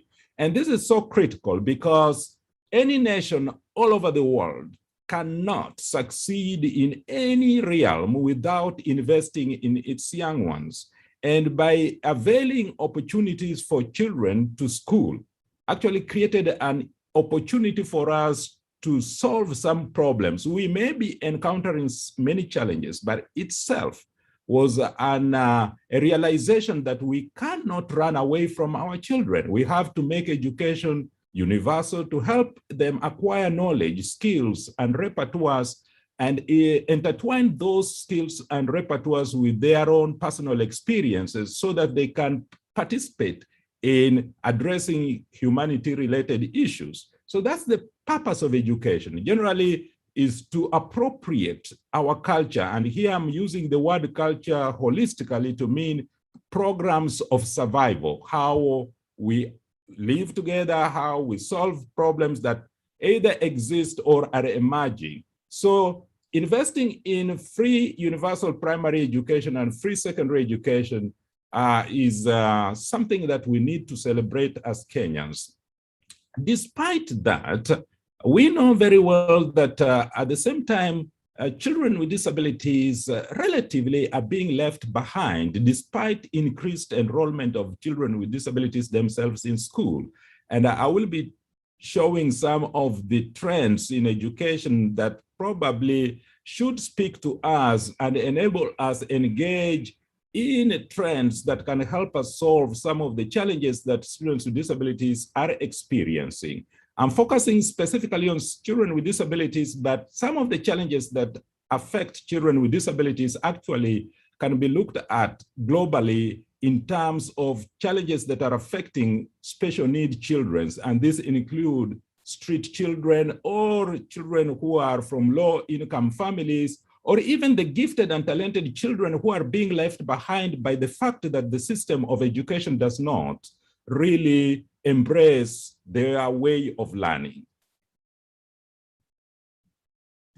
So we know very well that educators, generally Kenyans, have been very much invested in research. And in 2010, the UNESCO report showed that almost 86,000 children with disabilities were enrolled in schools. That was in 2003 when Kenya was just initiating the universal free primary education. With the time, that number has increased, and by 2008, it was around 171,000 students in special units. And I do appreciate the whole notion of special units in the context is that establishing some specific special classes within the regular schools. Actually, that is very, it's a laudable approach in the context that it helps with the visibility of people with disabilities within their community. Something that I will be talking about, which is also related to my topic on the domestication of education practices in Kenya. So in 2014, again, we saw that according to the research, there were around 645 students with disabilities in public and private universities, 49 public and private universities out of the almost a 500,000 student population. That is also laudable. And in 2019, the census showed that the Kenyan population is around 48 million.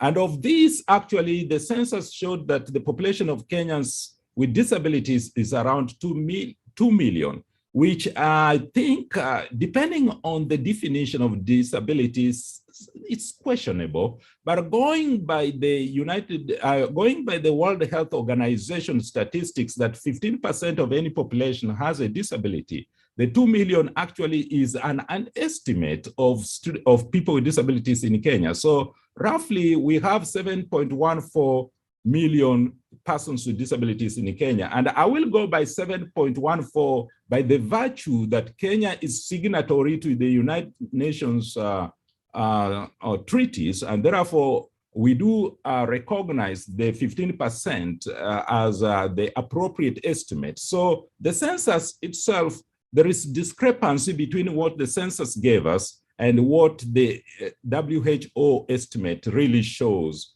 the reality on the ground. Now, when using the 15% and the census at the same time, according to the census, there were around 18 million children attending school and 3.3 million in primary, 10 million in, 3.3 in pre-primary, 10 million in primary, 3.4 million in secondary school, and around 500,000 in middle-level colleges and 471,000 students in universities. Now, using the VCO and Ministry of Education report 2014, the prevalence of disability among school-age children between 3 and 24 is around 13%, which is not different from the prevalence of disability in the United States, by the way. But going by the WHO population estimate, then we should have around 2.7 million children with disabilities in Kenya, or roughly 2.4 million children with disabilities. So if we look at the statistics, generally, according to the 2019 census, and use that as our starting point to calculate the population of students with disabilities, then probably we should assume, or even not even assume, guess, right, that majority of students with disabilities actually are not in school. So despite the investment that we have made in education, the great accomplishment that we've made by introducing universal free primary education and free secondary education, and now the commercialization of higher education, there is a problem that there is a group of children who are being left behind. And that should be a concern for us because as one professor, not necessarily professor, Sir Ken Robinson once said that the problem with school today generally is that schools are killing creativity. So when we leave behind children, many children outside of the school system, the danger is that probably we are leaving out people who might be having the skills, knowledge, and repertoires to solve our problems. So that is my great concern. So we know very well that education is very much instrumental in the empowerment, not just of people with disabilities in this 21st century, but virtually every population. And more so, this is critical for Kenya by the fact that the neoliberalization, globalization of the world has turned the world into a competitive arena. And we can only participate in the development of humanity by investing in education and by ensuring that every pocket of the Kenyan community actually has that opportunity for them to participate in their own well-being and the welfare of the community. This is so critical in the 21st century. Now, two major factors that really makes us see the importance of education and the reason why we should be investing in education is the COVID-19 pandemic. So we realize all of a sudden that the world is interconnected. And of course, I don't want to overstress on the whole issue of COVID because actually we in Africa have been having many other serious issues more than COVID-19. Nonetheless, by the fact that the West have amplified the importance of us to address COVID-19, I don't want to run away from it. And I want to stress that COVID-19 itself has shown us the interconnectedness of the world, but also the importance of education. Unfortunately, in the United States, for instance, when by the fact that it has economic leverage, and I'm talking about economic leverage by the fact that they have a lot of resources and money to invest in education, to a certain degree, they were quick to turn around the impact of COVID-19 relatively to address and mitigate some of the dangers that it was afflicting on education. And of course, like any other part of the world, even in the United States, there are a lot of differences when it comes to access to education. So we have certain schools that are very much not well endowed economically by the fact that the education system here is financed majorly through the property tax and relatively through other federal funding. But more so when it comes to special education, the government really invests heavily in special education. A lot of money is being poured into it. Now, that is so critical for us also to visualize how Kenya government can invest in students with disabilities so that they are not left behind. Of course, we saw with the COVID-19 that majority of the students actually were being left behind. And many of us who might have contributed in one way or the other to the empowerment of children with disabilities, or even those who are disproportionately represented in our education system, did as much as we could, but generally some of the infrastructure could not allow us to invest heavily in the empowerment of those students. Nonetheless, COVID-19 is an eye-opener for us now to holistically look at education and see, does the Kenya education systems, and I'm using systems in plural form to refer to the pre-primary, pre-kindergarten school all the way to high school, and then look at a higher education system of education as its own entity, but nevertheless connected through the umbilical cord with the lower primary and secondary school education system. So I'm using education system in plurality. But nonetheless, let us look at some of the changes that we have had so far in our education system, especially post-independent Kenya. So there is a lot of changes when it comes to education system. Of course, we started off with the 7423, and I guess there might have been other systems. I can't just recall very fast off my head, but of course I tend to read widely books like some of the great books written by great scholars in Kenya, and I do appreciate that. And looking at that system of change of education in change in education system from 7423 to 844 and now 2633 education structure, it's critical for us to ask ourselves, why are we changing the system of education?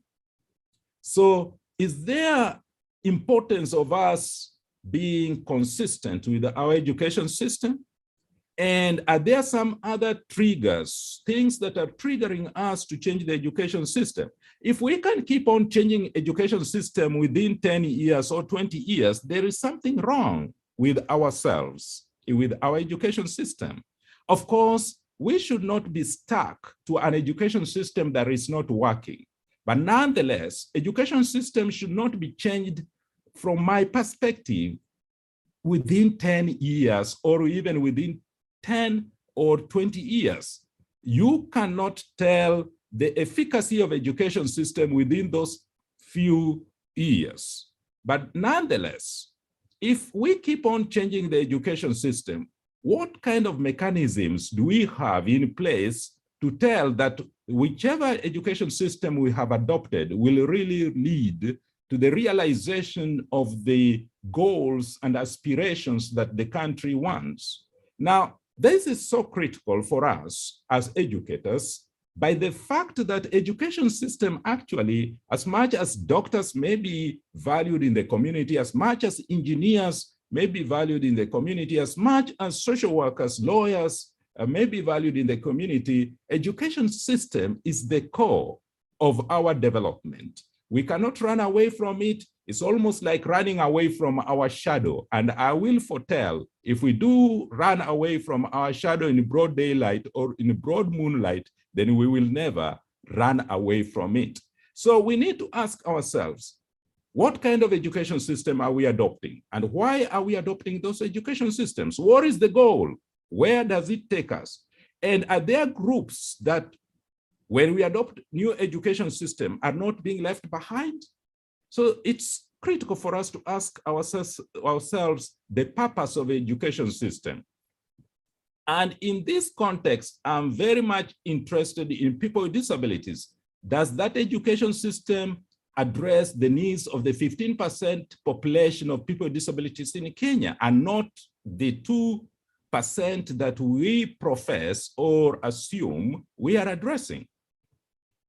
Of course, there is a lot of shift in responsibilities and duties when it comes to Kenya. Now, we know very well that education of people with disabilities pre-independence was majorly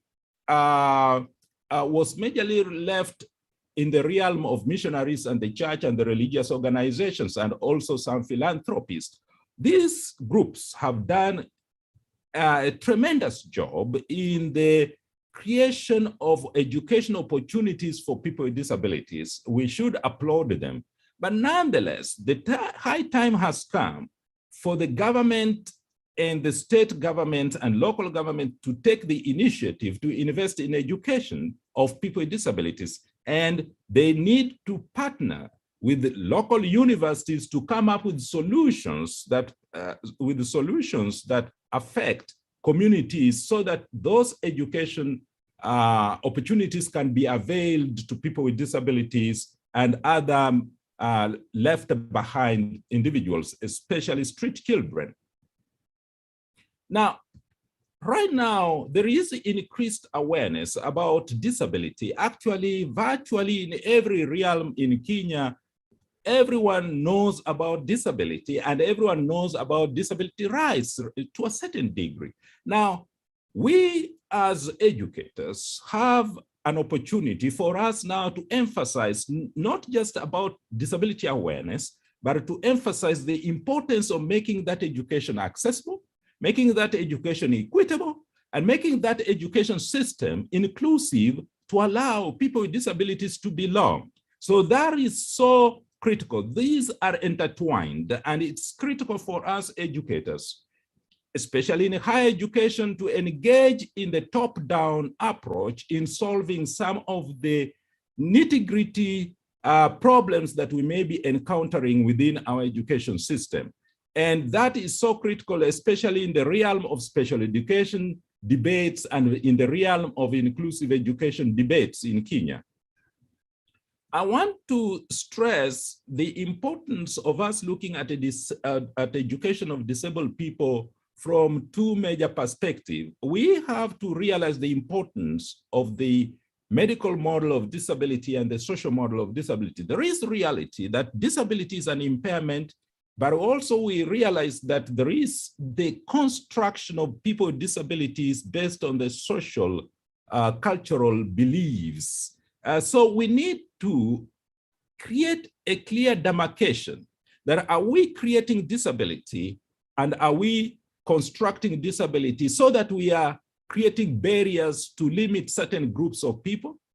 If we agree that disability is a natural human phenomenon that needs to be addressed, then probably we need also to realize that we can't run away from it. History tells us that there has been attempt to kill people with disabilities, and we don't need even to go far away, further in the history.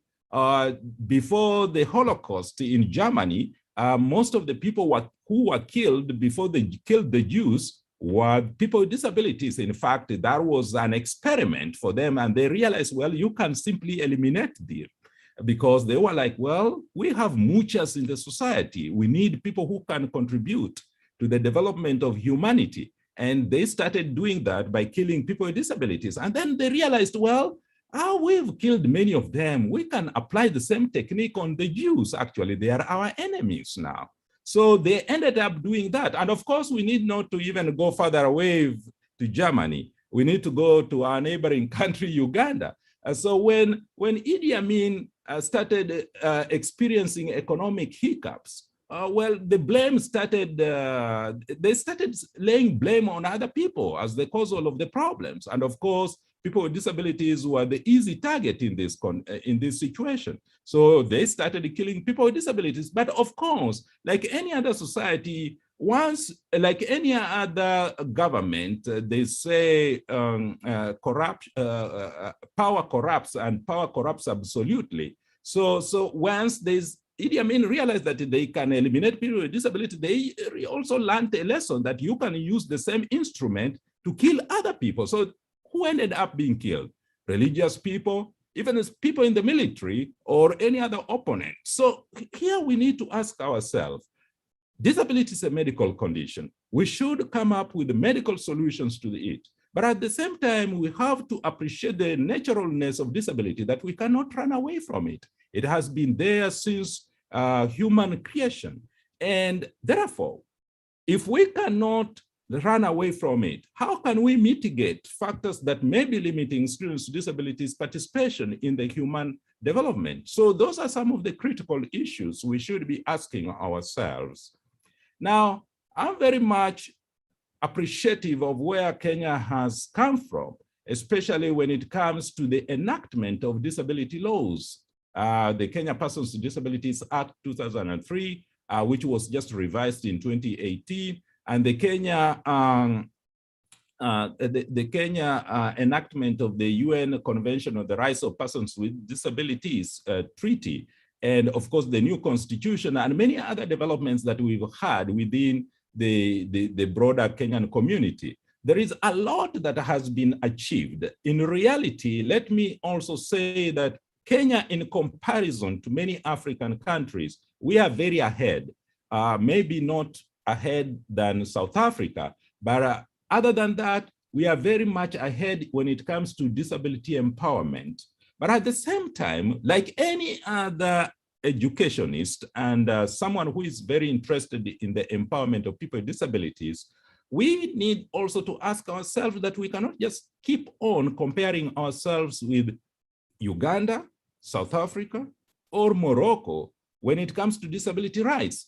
Like the way politicians always say, well, when they want to increase their salaries, they always compare themselves to the United States. Actually, the president of Kenya, the ministers and others earn more money in Kenya than some of the presidents here in the United States. So we need also to compare ourselves to other global North countries, especially when it comes to disability matters. How do we use the knowledge, skills, and information in other parts of the world also to inform Kenya's development and support of people who are vulnerable in their community?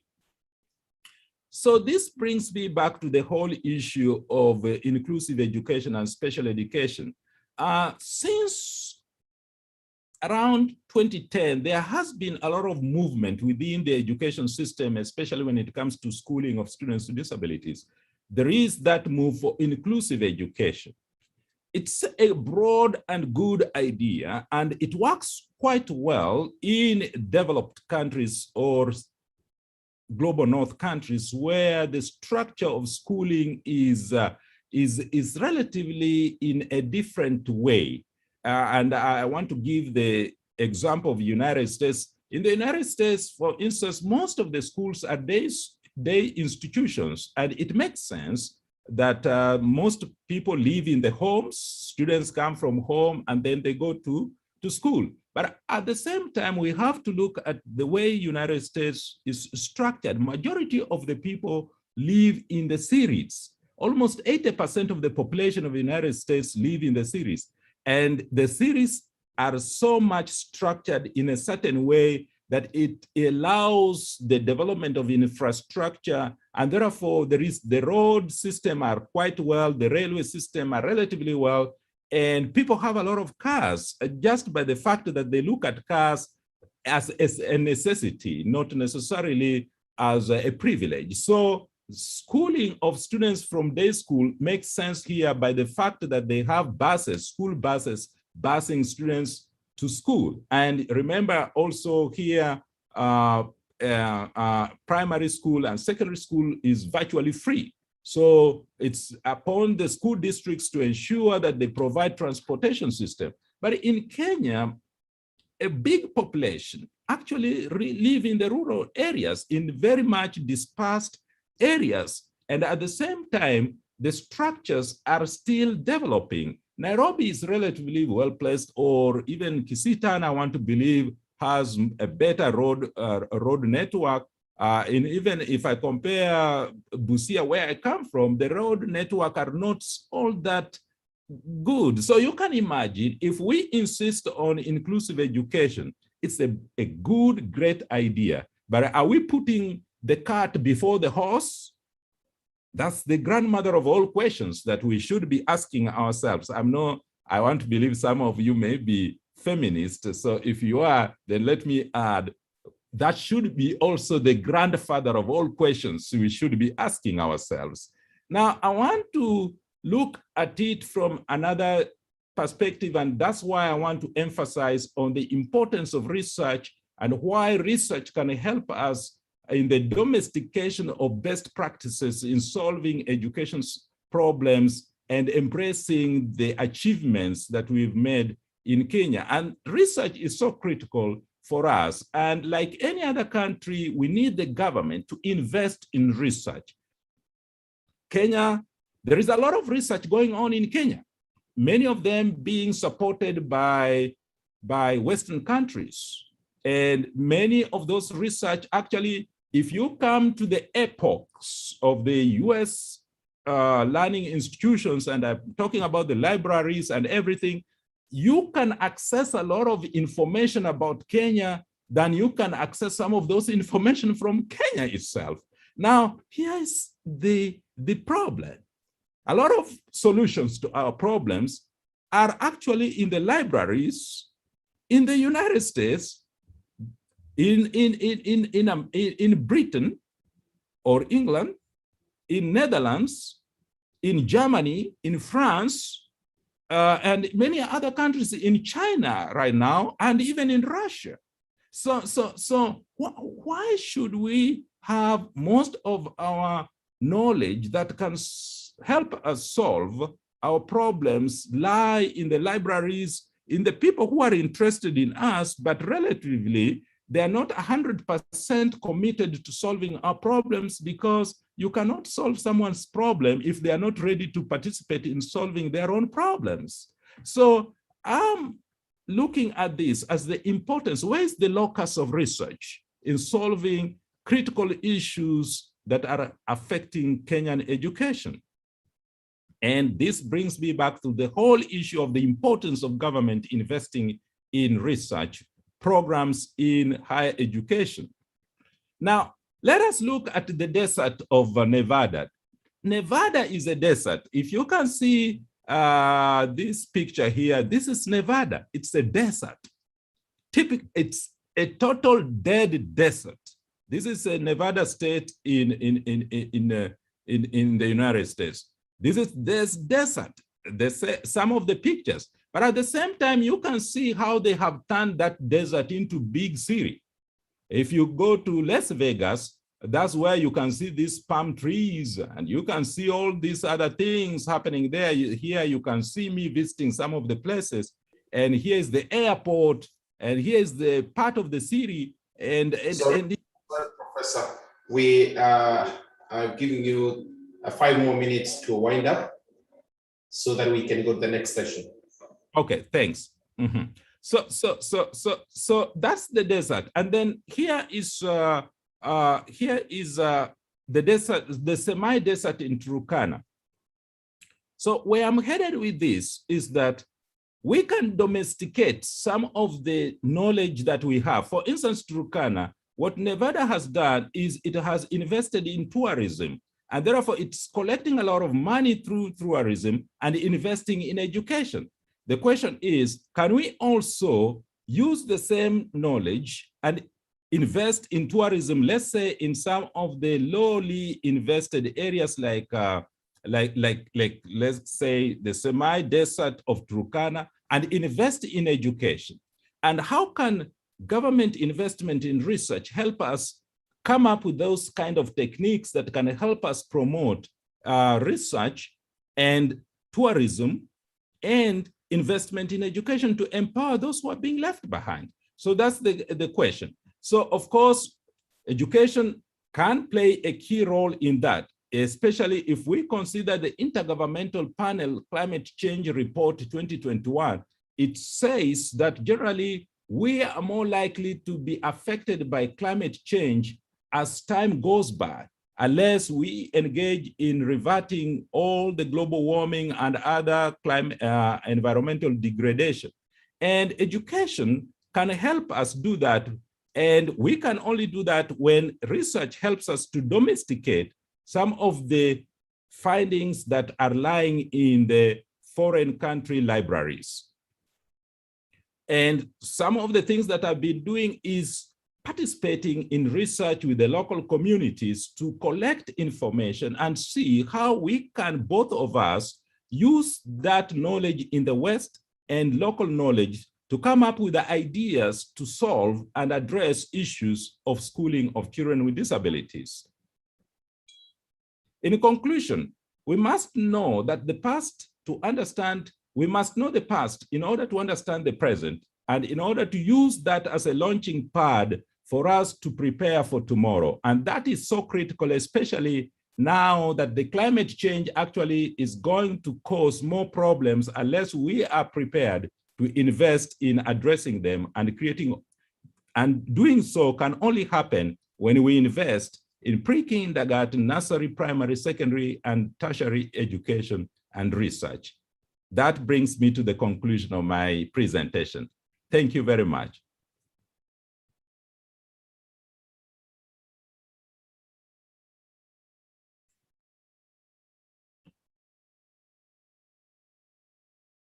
Raise, do make reactions on what professors presented. Yeah. Professor, thank you so much. I happen to be in your area. Actually, I'm a specialist in special needs education at Kisii University. So I hope that we shall be doing more together now that I've come to know you. So my question was that what, in your opinion, is the most practical way of bringing learners with disabilities that are school excluded at the moment on board into the education system? What do you think we can do? Because as you say, even our sensors are not capturing everything. It's leaving out so much. So that means so many of them are just out here. Some of them are still like hidden, like they used to do it. So what, in your opinion, is the practical way from where you see it?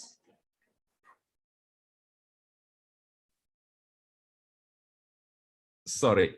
First of all, thank you very much for that question. And first of all, I want to say what we are doing right now actually is one way of brainstorming some of the problems and celebrating some of the accomplishments that we've had so far within the education system in Kenya and globally. And to focus on that, I want to retrace myself to the whole issue of inclusive education and special education, and to encourage a debate over the whole issue so that we can domesticate our approach when it comes to that. For instance, the quick embracement of inclusive education actually has led to almost the collapse of special needs residential institutions. And what we know very well that the infrastructure, the way we have it right now, is not well developed to the extent that it can support day schools for students with disabilities themselves. So there is need for us to embrace inclusive education, but we need also to lay this infrastructure before we can fully say, let's do away with inclusive education. That's one way. And the other thing is we are engaging in informing the government. I do appreciate the government for its realization that we have to invest in special needs children. But I also understand that for us to embrace that, we need to have scholars like you and I engaged fully in informing the government the best practices in education. And that can also be realized through research. And that's why the government need also to invest in research. Thank you so much. Thank you for that response. Any other from, yes? Well, thank you, Professor, for the presentation. I would like to ask the connection between CBC and special needs, because like the former 844, you know, it did not work well for the special needs. I don't know if this one has now a connection with special needs, the CBC. Thank you so much. Thank you very much, dear colleague. I've not fully say I can competently talk about the new system of education in relation to students with disabilities, but I understand one of the assumptions that led to its restructuring was, of course, like any other part of the world, the best triggers of change of education system is always based on the post-school outcomes. And for instance, if you look at the education system change in America, the emphasis on STEM-related courses was a result of the Russians sending spacecraft in the air. So all of a sudden, Americans were like, we're being left behind, and that actually triggered much investment in the system of education. Now, in Kenya, I want to believe the I'm even forgetting the acronym, but the new system of education. One of the triggers is that we have many people who are graduating with degrees, but right now they are wallowing in the field outside without any degrees. So I guess one of the things they were considering is that how can we give education that will help people become job creators rather than job seekers. I guess that's one of the many reasons. But so in that context, it brings the whole issue of disability in the perspective, in that virtually in the history of people with disabilities, most of them have been self-employed in the context either they are self-employed as beggars on the streets or cobblers or any other trade. But nonetheless, if the new system of education can help them access TVET institutions so that they can acquire trades that can be translatable to the new neoliberalized economic structure, that will be great. And I foresee that now that the government is relatively funding their schooling, but there is a lot to be done to change the whole structures to align it with the disability needs. Thank you, Professor. We have one more question. You can go ahead and ask. Thank you. Thank you, Prof, for the presentation.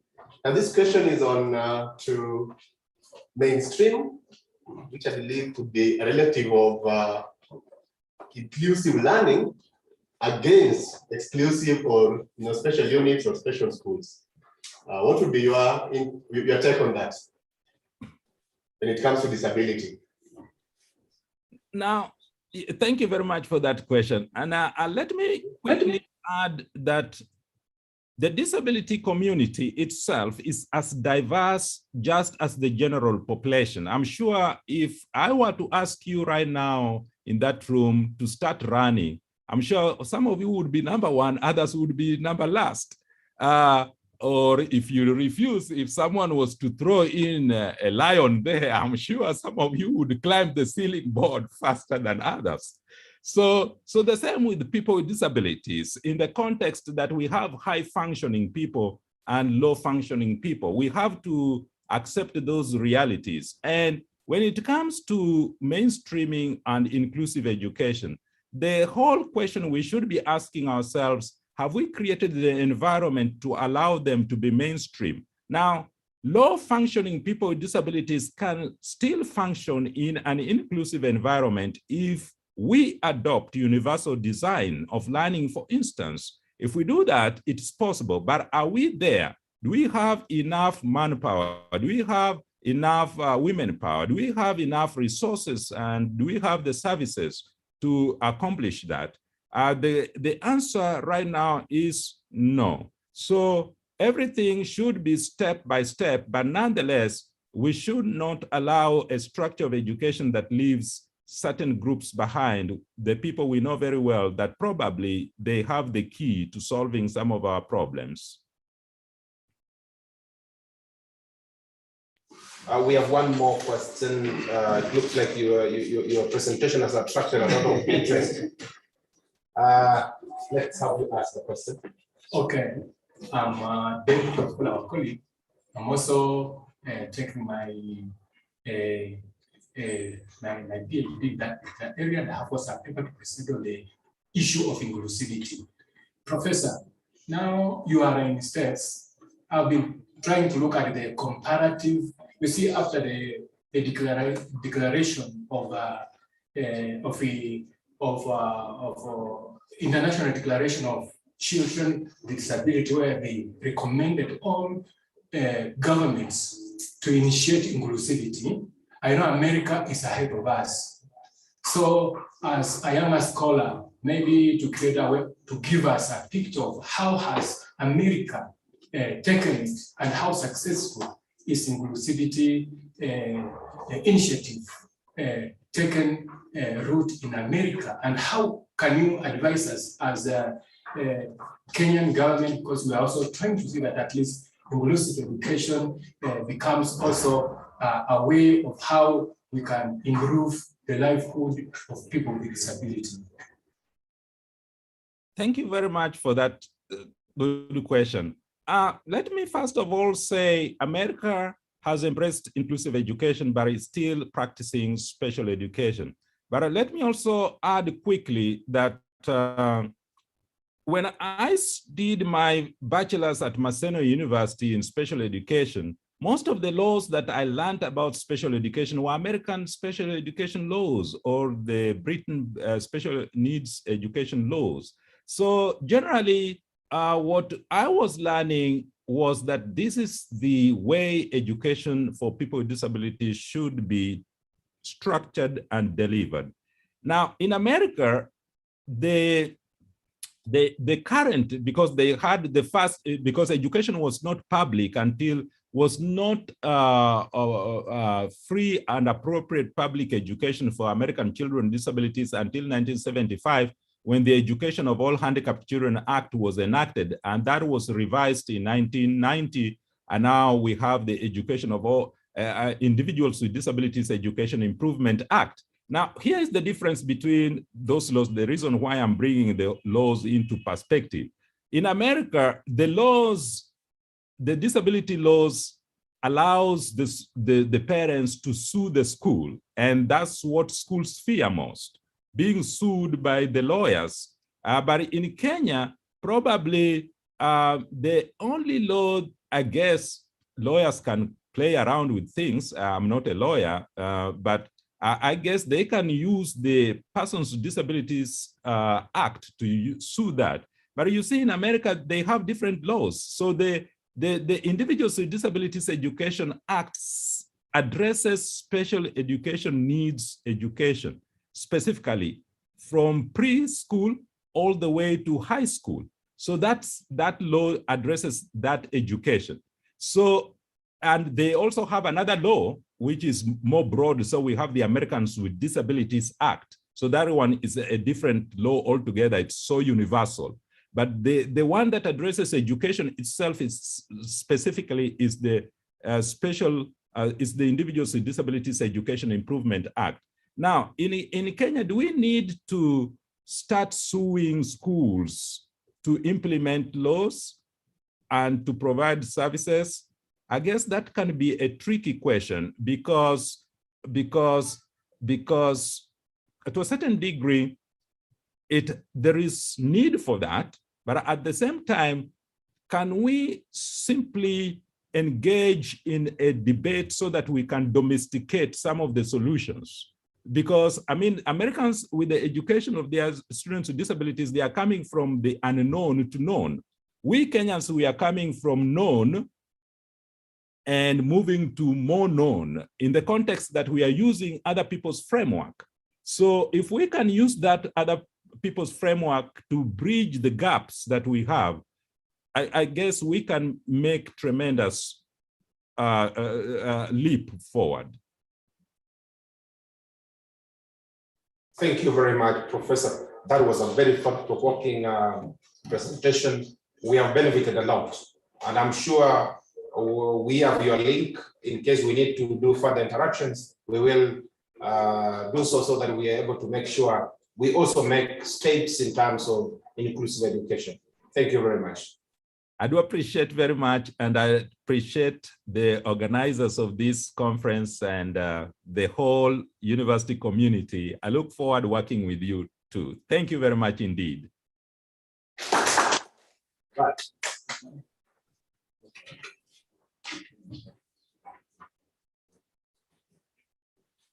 I think now we are, where are we? I think it's giving us directions. Okay, ladies and gentlemen, thank you for being with us up to now. We are going to move from the main plenary and go into breakout rooms before proceeding for the next session. You would notice that there are 4 themes. That means there will be 4 breakout rooms. Each room will specifically be addressing a certain theme. The first room, which is room 1, is about technology development and access to education. The second room, room 2, which will be about competency-based curriculum. It's abbreviated in the, for those who are joining online, it's abbreviated as CBC. And the first room is abbreviated tech and development. The third room, the breakout room, those who are physically, it's dealing about innovation pedagogies. It's written innovation pedagogies as well on those who are joining on Zoom. Then the fourth room is about social, economic, legal, and issues in education. And it's abbreviated issues in education for those ones who are online, those ones who are physical. I know you are already in that room. So per those assigned rooms, those ones who are online, in the next 30 seconds, we are going to allow access for you to join the breakout room. A pop-up message is going to pop up on your screen. Once it pops up, you now pick whichever room you want to go that represents the theme that you want to go. You will see it appearing there. Once you click there, it will take you straight to the room.